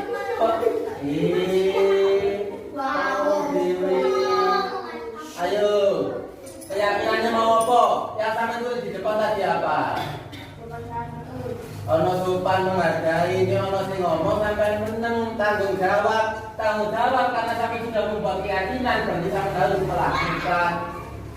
Sudah. Profil pelajar Pancasila itu bagaimana? Satu, beriman dan bertakwa kepada Tuhan Yang Maha Esa. Sebelum dan sesudah pelajaran sampean harus apa? Nah, itu termasuk beriman dan bertakwa. Mandiri, harus bisa mengerjakan tugas-tugasnya sendiri.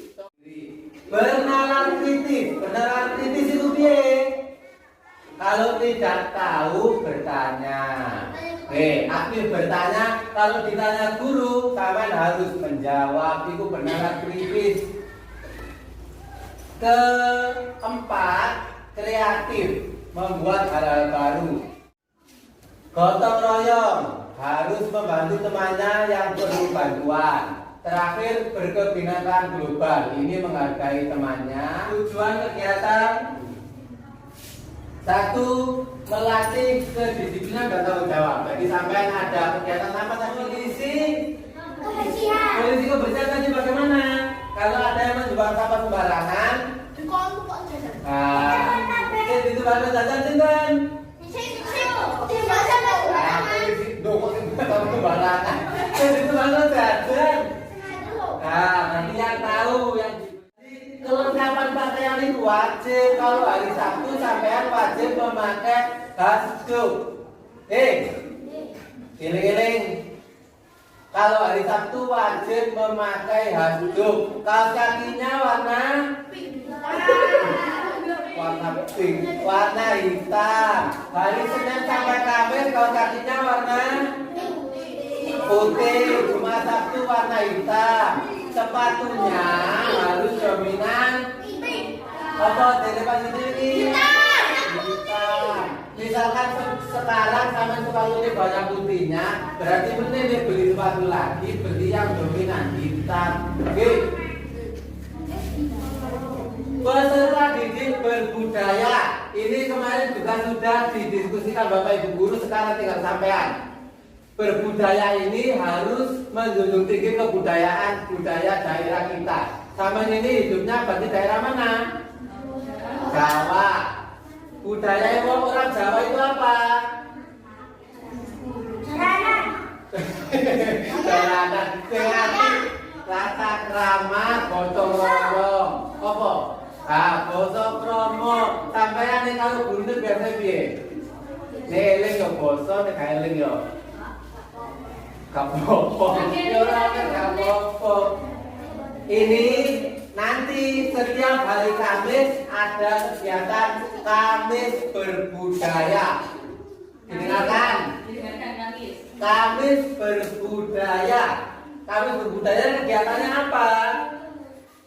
Hari Kamis sampean wajib menggunakan bahasa Jawa. Romo. Nek karo koncone menyake ana sing iya, kon. Dikono kon karo sampean nanti.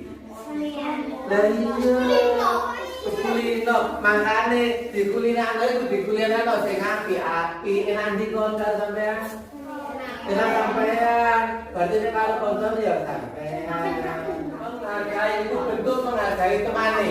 Berarti mending sekarang bulan Januari. Untuk bulan Januari ini masih percobaan. Untuk bulan Februari dan seterusnya sampai hari Kamis harus menggunakan bahasa Romo.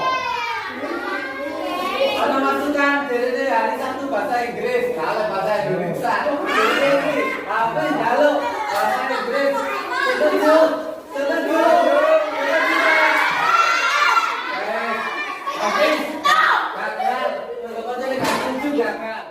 Jadi ini kegiatan kita.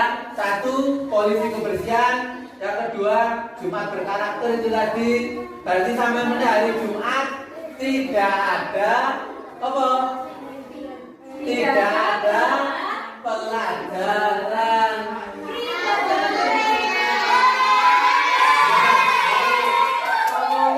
Mulai Jumat depan tidak ada pelajaran. Kegiatannya apa? Yang dijelaskan Pak Yudi tadi ada mendidik, mengajar, menegakkan peraturan, menjalankan keyakinan. Berarti keyakinan yang sampai setujui tadi ada di depan, tidak hanya sampean, tapi Bapak Ibu gurunya juga harus menjalankan. Dino Kemis harus menggunakan gotong romo, Bapak Ibu gurunya ya harus bahasa Jawa. Kalau ada Bapak Ibu guru yang lupa, hari Kamis bahasa Indonesia sampean ingatkan. Oke, bulan ini percobaan. Satu, belajar. Sepakat? Sepakat? Sepakat ya? Belajar. Kedua, mencoba. Mencoba ini mencoba hal baru. Nah, dari sampean bisa diajari guru saat membuat tape, membuat kerajinan tangan, dan terakhir menjalankan keyakinan kelas bersama Bapak Ibu guru. Yang terakhir menghasilkan yang baik. Menghasilkan yang baik itu apa? Sampean perilaku kudu apik. Dimulai sekarang ke samping, dimulai dari Rizal. 1, 2, 3, 4, 5, 7, 8, 9, 10, 11, 12, 13.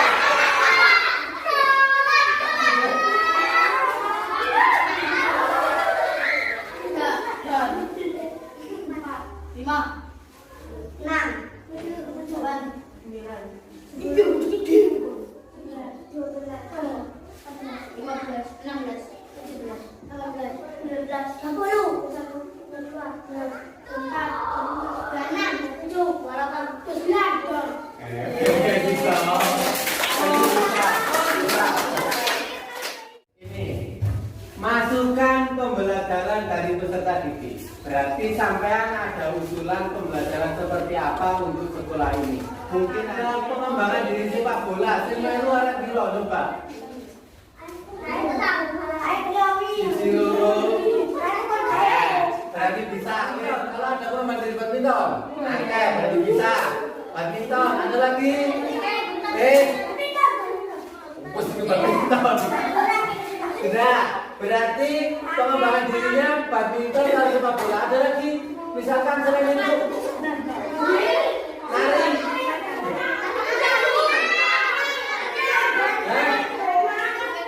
Renang sama renang biasa enggak?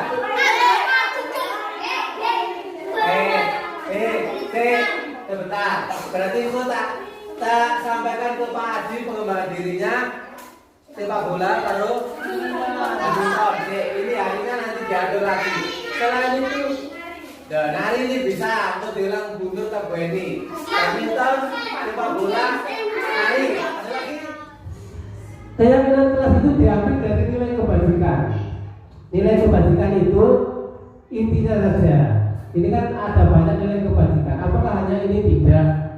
Nilai kebajikan itu nilai-nilai penting. Misalkan ini contoh, peduli, kreatif, baik hati, setia, dan lain-lain. Ini termasuk nilai kebajikan.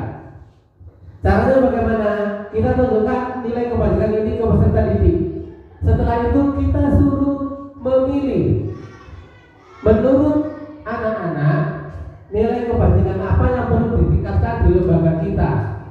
Nah, setelah kita suruh memilih, peserta didik SDN 1 Warnaplo memilih nilai kebajikan ini. Ini yang perlu ditingkatkan oleh pendidik dan peserta didik.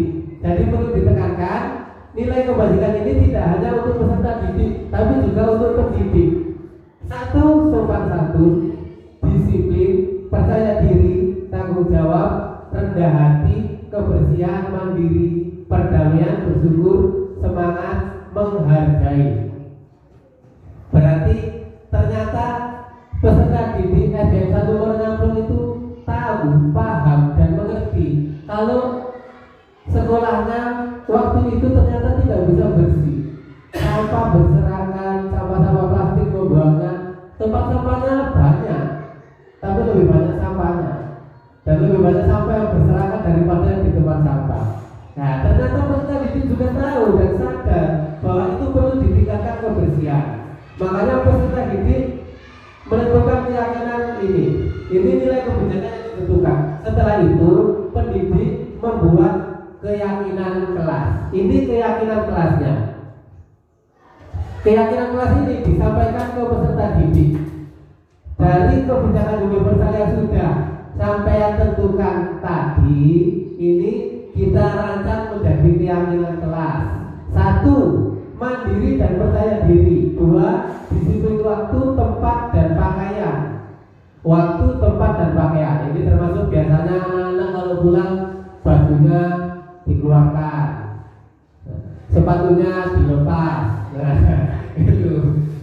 Bekerja sama menjaga kebersihan dan ketertiban ditekankan. Karena tahu kalau di sekitar kelasnya tidak bersih, ada bekerja sama menjaga kebersihan dan ketertiban. Saling peduli, membantu, dan menghargai. 5. Sopan dalam berpakaian, santun dalam ucapan. Jadi karena banyak anak-anak yang hilang Jawane, wong Jawa sing hilang Jawane, di sini ditekankan sopan dalam berpakaian, santun dalam ucapan. Yang terakhir berdoa sebelum dan sesudah pelajaran. Ini agar beriman dan bertakwa kepada Tuhan Yang Maha Esa. Dari keyakinan kelas ini, SDN 1 Warnaplo juga sudah membuat pembiasaan. 1. Polisi kebersihan. Ini kesepakatan dengan peserta didik. Kesepakatannya di sini, saat ada peserta didik yang membuang sampah sembarangan dan ada temannya yang tahu, peserta didik tersebut harus bersedekah memberikan temannya yang tahu tadi jajan. Kalau yang tahu satu kelas, berarti satu kelas itu kalau jajan kabeh. Ini polisi kebersihan, dan alhamdulillah insya Allah berjalan di sini, berjalan dan bermanfaat. Karena sekarang ada perubahan. Yang dulunya sampah berserakan, saat ada anak membuang sampah, sekarang langsung ditegur temannya sendiri. Jadi bulan dalam pelaksanaan. Kesepakatannya kemarin seperti itu. Kesepakatannya dilakukan bulan Januari, tapi setelah kesepakatan tersebut kita melakukan uji coba dulu. Bulan Februari ini sudah pelaksanaan. Satu, polisi kebersihan, aturannya seperti tadi. Yang kedua, Kamis berbudaya. Ini agar sopan dalam berpakaian dan santun dalam ucapan. Kita ada kegiatan Kamis berbudaya. Pada hari Kamis, Bapak Ibu guru dan peserta didik wajib menggunakan basa krama ben gak ilang jawane. Tentunya kita semua juga tahu anak-anak sekarang itu mengatakan nggih mboten pun banyak yang sudah lupa. Sama temannya sama gurunya, nah seperti dikatakan Bu Eni tadi, iya Pak, guru itu dijo-jo. Sama temannya mau sampai yang sakit. Nah jadi itu Kamis berbudaya. Ini tidak hanya untuk peserta didik, tapi juga pendidik harus menggunakan basa krama. Yang ketiga, Jumat berkarakter. Jumat berkarakter ini kegiatan di SD sini di hari Jumat. Nah ini ide dari Bapak Ibu guru. Alhamdulillah Bapak Ibu gurunya karena cara berpikirnya sangat maju, sangat maju, mempunyai ide P5. Jadi P5 itu tidak dibagi tapi dijadikan satu kegiatan di satu hari. Hari Jumat ada Jumat religius atau keagamaan. Di Jumat pertama olahraga, yang kedua religius keagamaan, Jumat ketiga apa betul? Jumat ketiga P5, Jumat keempat Jumat bersih dan Jumat sehat. Jumat bersih dan sehat. Nah ini bisa dilakukan bersih-bersih lingkungan sekolah, jalan-jalan atau berkolaborasi dengan kelas lain untuk mengembangkan diri. Seperti Jumat kemarin kita sudah mencoba berkolaborasi dengan SDN 2 Dupi Agung melakukan pengembangan diri futsal atau sepak bola ini. Nah, selain Jumat berkarakter, ini juga yang masih ada dalam angan-angan adalah adanya pengembangan diri. Yang diminta peserta didik kemarin pengembangan dirinya ada sepak bola, bulu tangkis, sama nari. Berarti ini pengembangan dirinya nanti tugasnya Pak Adi sama Bu Eni karena ada nari dan olahraga. Nah, ini termasuk keyakinan kelas. Jadi agar Bapak Ibu dari SDN 2 Puter dan SDN 2 Moronyaplung sudah tidak gampang lagi kita menggunakan tata tertib.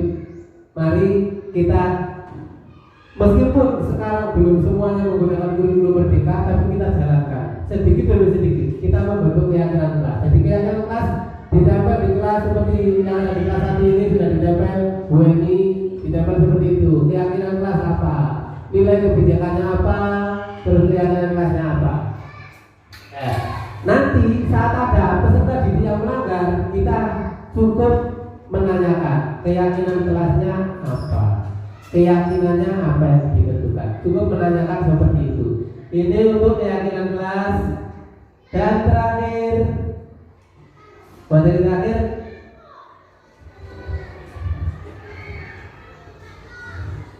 jika tadi Bapak Ibu guru dari soal 10 soal tadi mengetahui paradigma belajar baru dan lama, kita bisa membedakan dari soal-soal ini tadi. Yang alhamdulillah dari 12 guru belum konsentrasi semua. Jadi masih karena kita masih menggunakan paradigma belajar lama. Biasanya di handphone ada permainan seperti ini. Kita harus memasangkan yang merah atau oranye berpasangan dengan merah, kuning dengan kuning, ungu dengan ungu. Saat Bapak Ibu guru disuruh memasangkan seperti ini, dan aturannya tidak boleh keluar dari garis. Ya, biasanya seperti itu. Tidak boleh keluar dari garis. Garisnya tidak boleh bertabrakan. Biasanya kan seperti itu. Nanti hasilnya tenang. Saya tidak perlu melakukan ini. Jadi tidak usah memikirkan ini dulu. Hasilnya kan seperti ini. Merah dengan merah, ungu dengan ungu. Nah, kuningnya lewat tengah-tengahnya. Atau ini sama, kuningnya lewat tengah-tengahnya. hari kita ini kan merdeka, anak-anak dibebaskan untuk memilih. Karena bebas untuk memilih, jadi merah tidak harus berpasangan dengan merah. Merah bebas berpasangan dengan ungu, bebas berpasangan dengan kuning.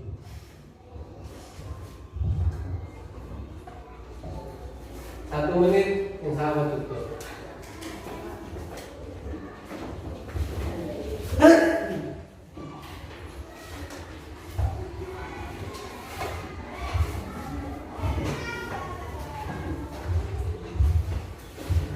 Agar tidak satu subjek pembelajaran, tapi jangan juga berpikir.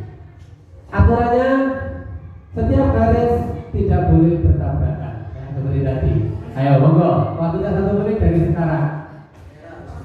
Merah bebas, kan merdeka. Jadi merah, setiap orang harus mendapatkan semua bintang karena bebas. Jadi setiap orang, ini kan orangnya, setiap orang harus mendapatkan semua bintang. Jadi oranye harus mendapatkan oranye, harus mendapatkan kuning dan merah. Ayo, 1 menit. Tiga garis, Bapak tahu Ibu ya, 3 garis. Jadi misalkan seperti ini, oranye mendapatkan kuning, mendapatkan merah, mendapatkan oranye juga. Kan bebas, jadi harus mendapatkan semuanya. Setiap anak mendapatkan 3 bintang. Ayo, 1 menit dimulai dari sekarang. Tidak boleh bertabrakan garisnya.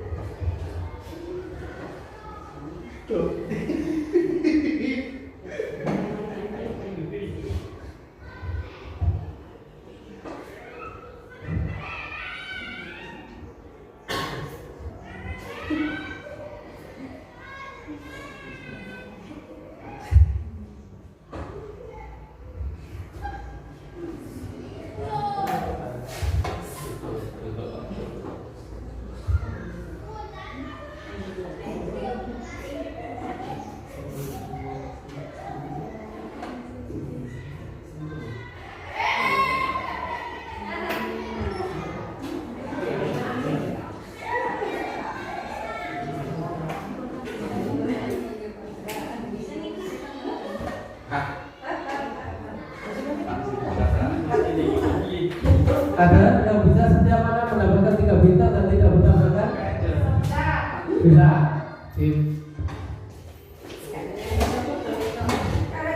Ini cuma 1 bintang Bu. 1 anak mendapatkan 1 bintang.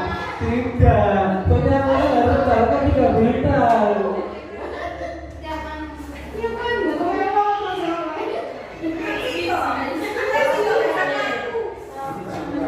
Apa ini Bu?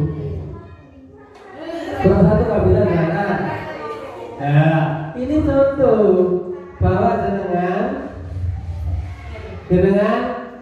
terkadang itu takut dengan peraturan dan takut melanggar peraturan.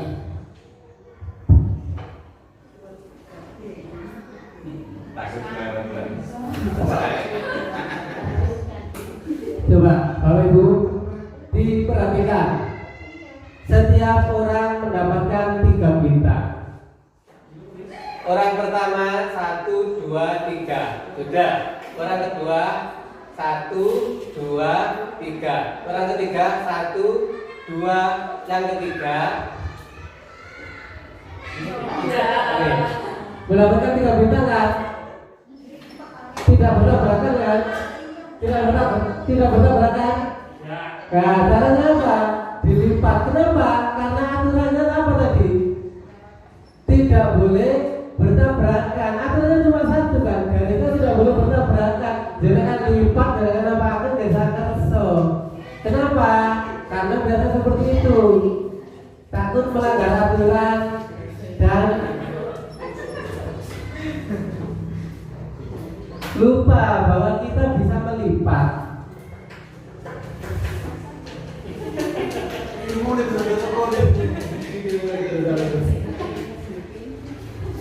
Pembelajaran kita terakhir adalah segitiga restitusi. Bagaimana segitiga restitusi ini adalah tahapan yang perlu dijalankan menyelesaikan permasalahan agar peserta didik tidak merasa sebagai pembuat masalah. Jadi ditekankan di sini, tahapan yang kita lakukan dalam menyelesaikan permasalahan agar peserta didik tidak merasa sebagai pembuat masalah, tetapi peserta didik tetap menyadari kesalahannya tersebut dan ikut mencari penyelesaian atau solusi pemecahan masalah tersebut. Ini ada 3 langkah yang disebut segitiga restitusi. Langkah pertama, menstabilkan identitas. Menstabilkan identitas ini berguna agar peserta didik tidak merasa sebagai pembuat onar atau pembuat masalah. Biasanya kita kata-kata yang kita katakan untuk peserta didik, setiap orang pasti pernah melakukan kesalahan. Yang kedua, Pak Guru atau Bu Guru juga pernah melakukan seperti itu. Nah, ini fungsinya apa? Menstabilkan identitas. Jadi saat peserta didik tersebut misalkan emosi, marah atau apa itu, dia emosinya rendah. Ini menstabilkan identitas. Yang kedua, memvalidasi tindakan salah.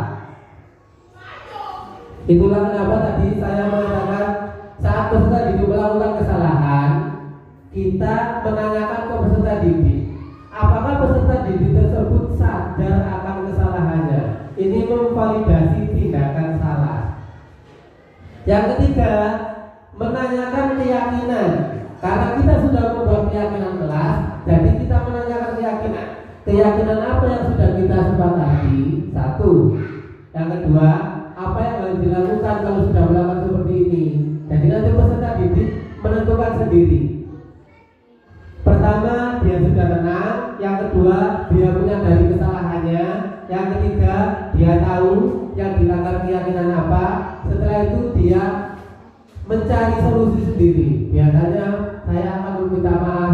Misalkan ada anak yang memukul temannya, saya akan meminta maaf, Bu. Setelah minta maaf, apa yang harus dilakukan? Tidak mengulanginya lagi. Nah, jadi segitiga restitusi ini, yang dimaksud restitusi ini, kita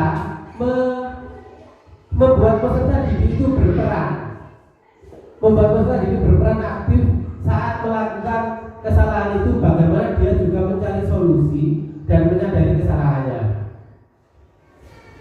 Itu segitiga restitusi. Nah, jadi inti dari materi budaya positif ini, budaya positif terbentuk dari keyakinan kelas yang disepakati tadi dan nilai yang disepakati seluruh warga sekolah.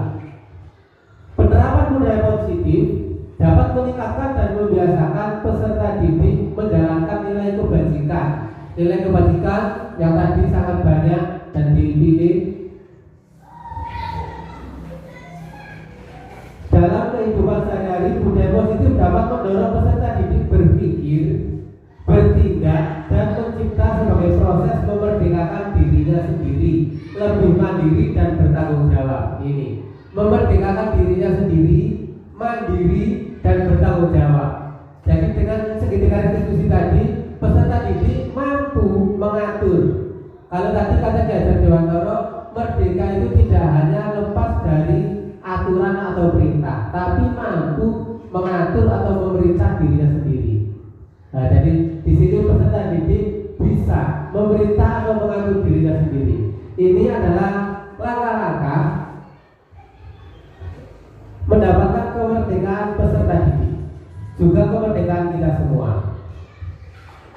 Nah, itu mungkin itu materi dari sesi berbagi untuk materi budaya positif ini. Mungkin nanti ada yang ditanyakan, monggo 1 atau 2 pertanyaan. Dan terakhir nanti ada refleksi dari Bapak Kepala Sekolah. Sekian dari saya. Mungkin masih banyak kekurangan-kekurangan, saya mohon maaf. Saya akhiri. Wassalamualaikum warahmatullahi wabarakatuh. Terima kasih disampaikan. Tadi sudah diberitahu oleh pemateri bahwa habis ini yaitu tanya jawab. Mungkin dari Bapak Ibu Guru ada yang ingin ditanyakan, bisa 1 atau 2 pertanyaan saja. Jadi mungkin ada yang belum jelas atau yang masih bingung. Kira-kira sekolah saya kalau diterapkan seperti ini cocok atau tidak atau seperti apa, monggo.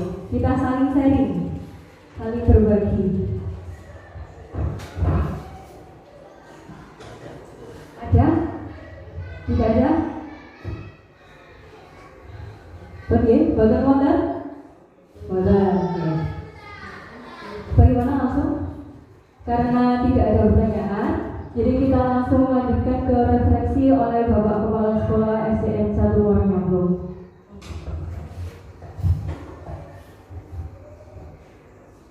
Terima kasih. Sama kelas kan. Tujuh maksudnya tujuh pun kelas. Kurang. Oke. Kurang bidik mulut mabe dan bidik matahari. Langsung saja Bapak Ibu Guru.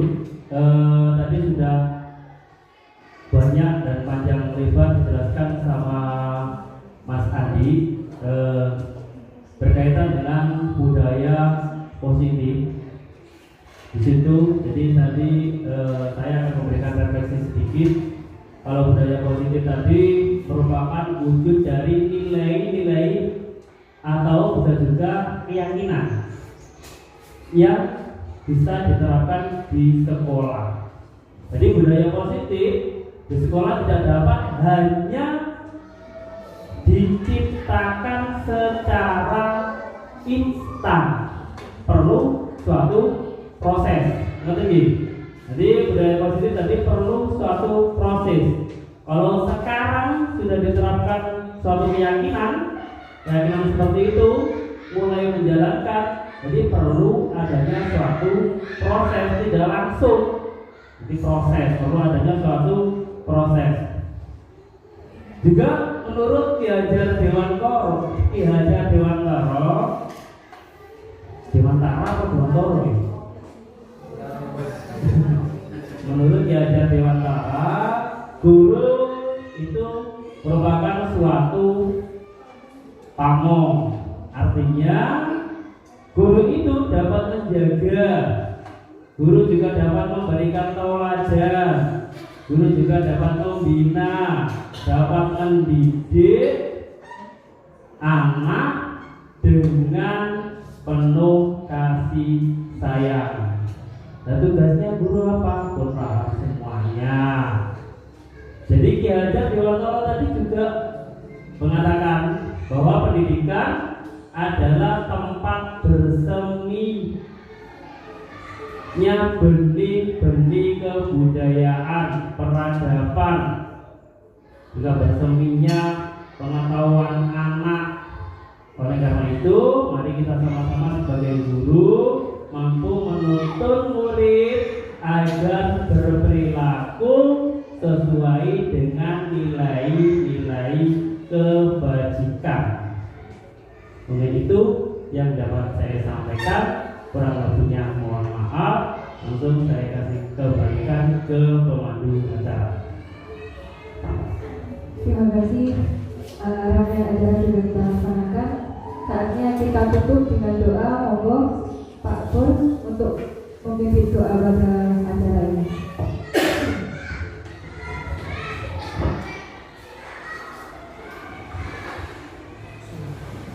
Assalamualaikum warahmatullahi wabarakatuh.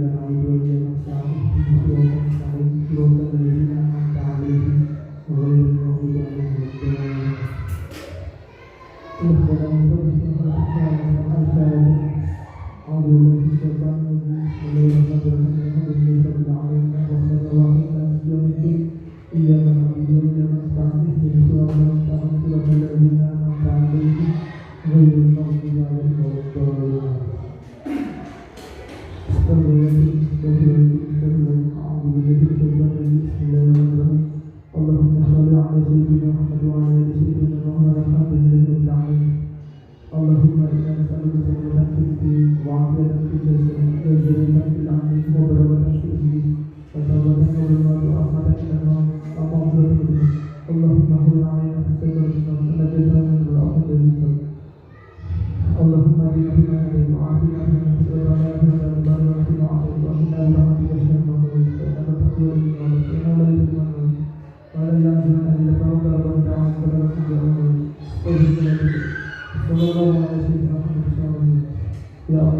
atulah diri kami, atulah keluarga kami, atulah istri kami, atulah anak kami, atulah bapak ibu kami, atulah murid-murid kami, atulah pekerjaan kami, atulah rezeki kami, atulah sekolah kami, atulah semuanya ya Allah.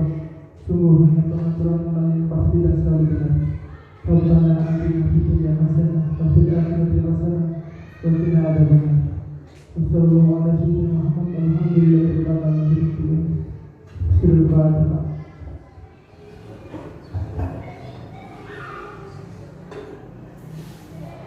Assalamualaikum warahmatullahi wabarakatuh.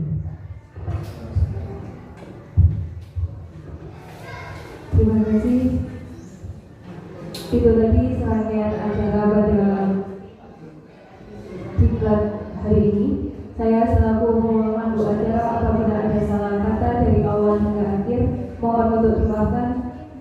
Cukup sekian dari saya. Saya akhiri. Wassalamualaikum warahmatullahi wabarakatuh.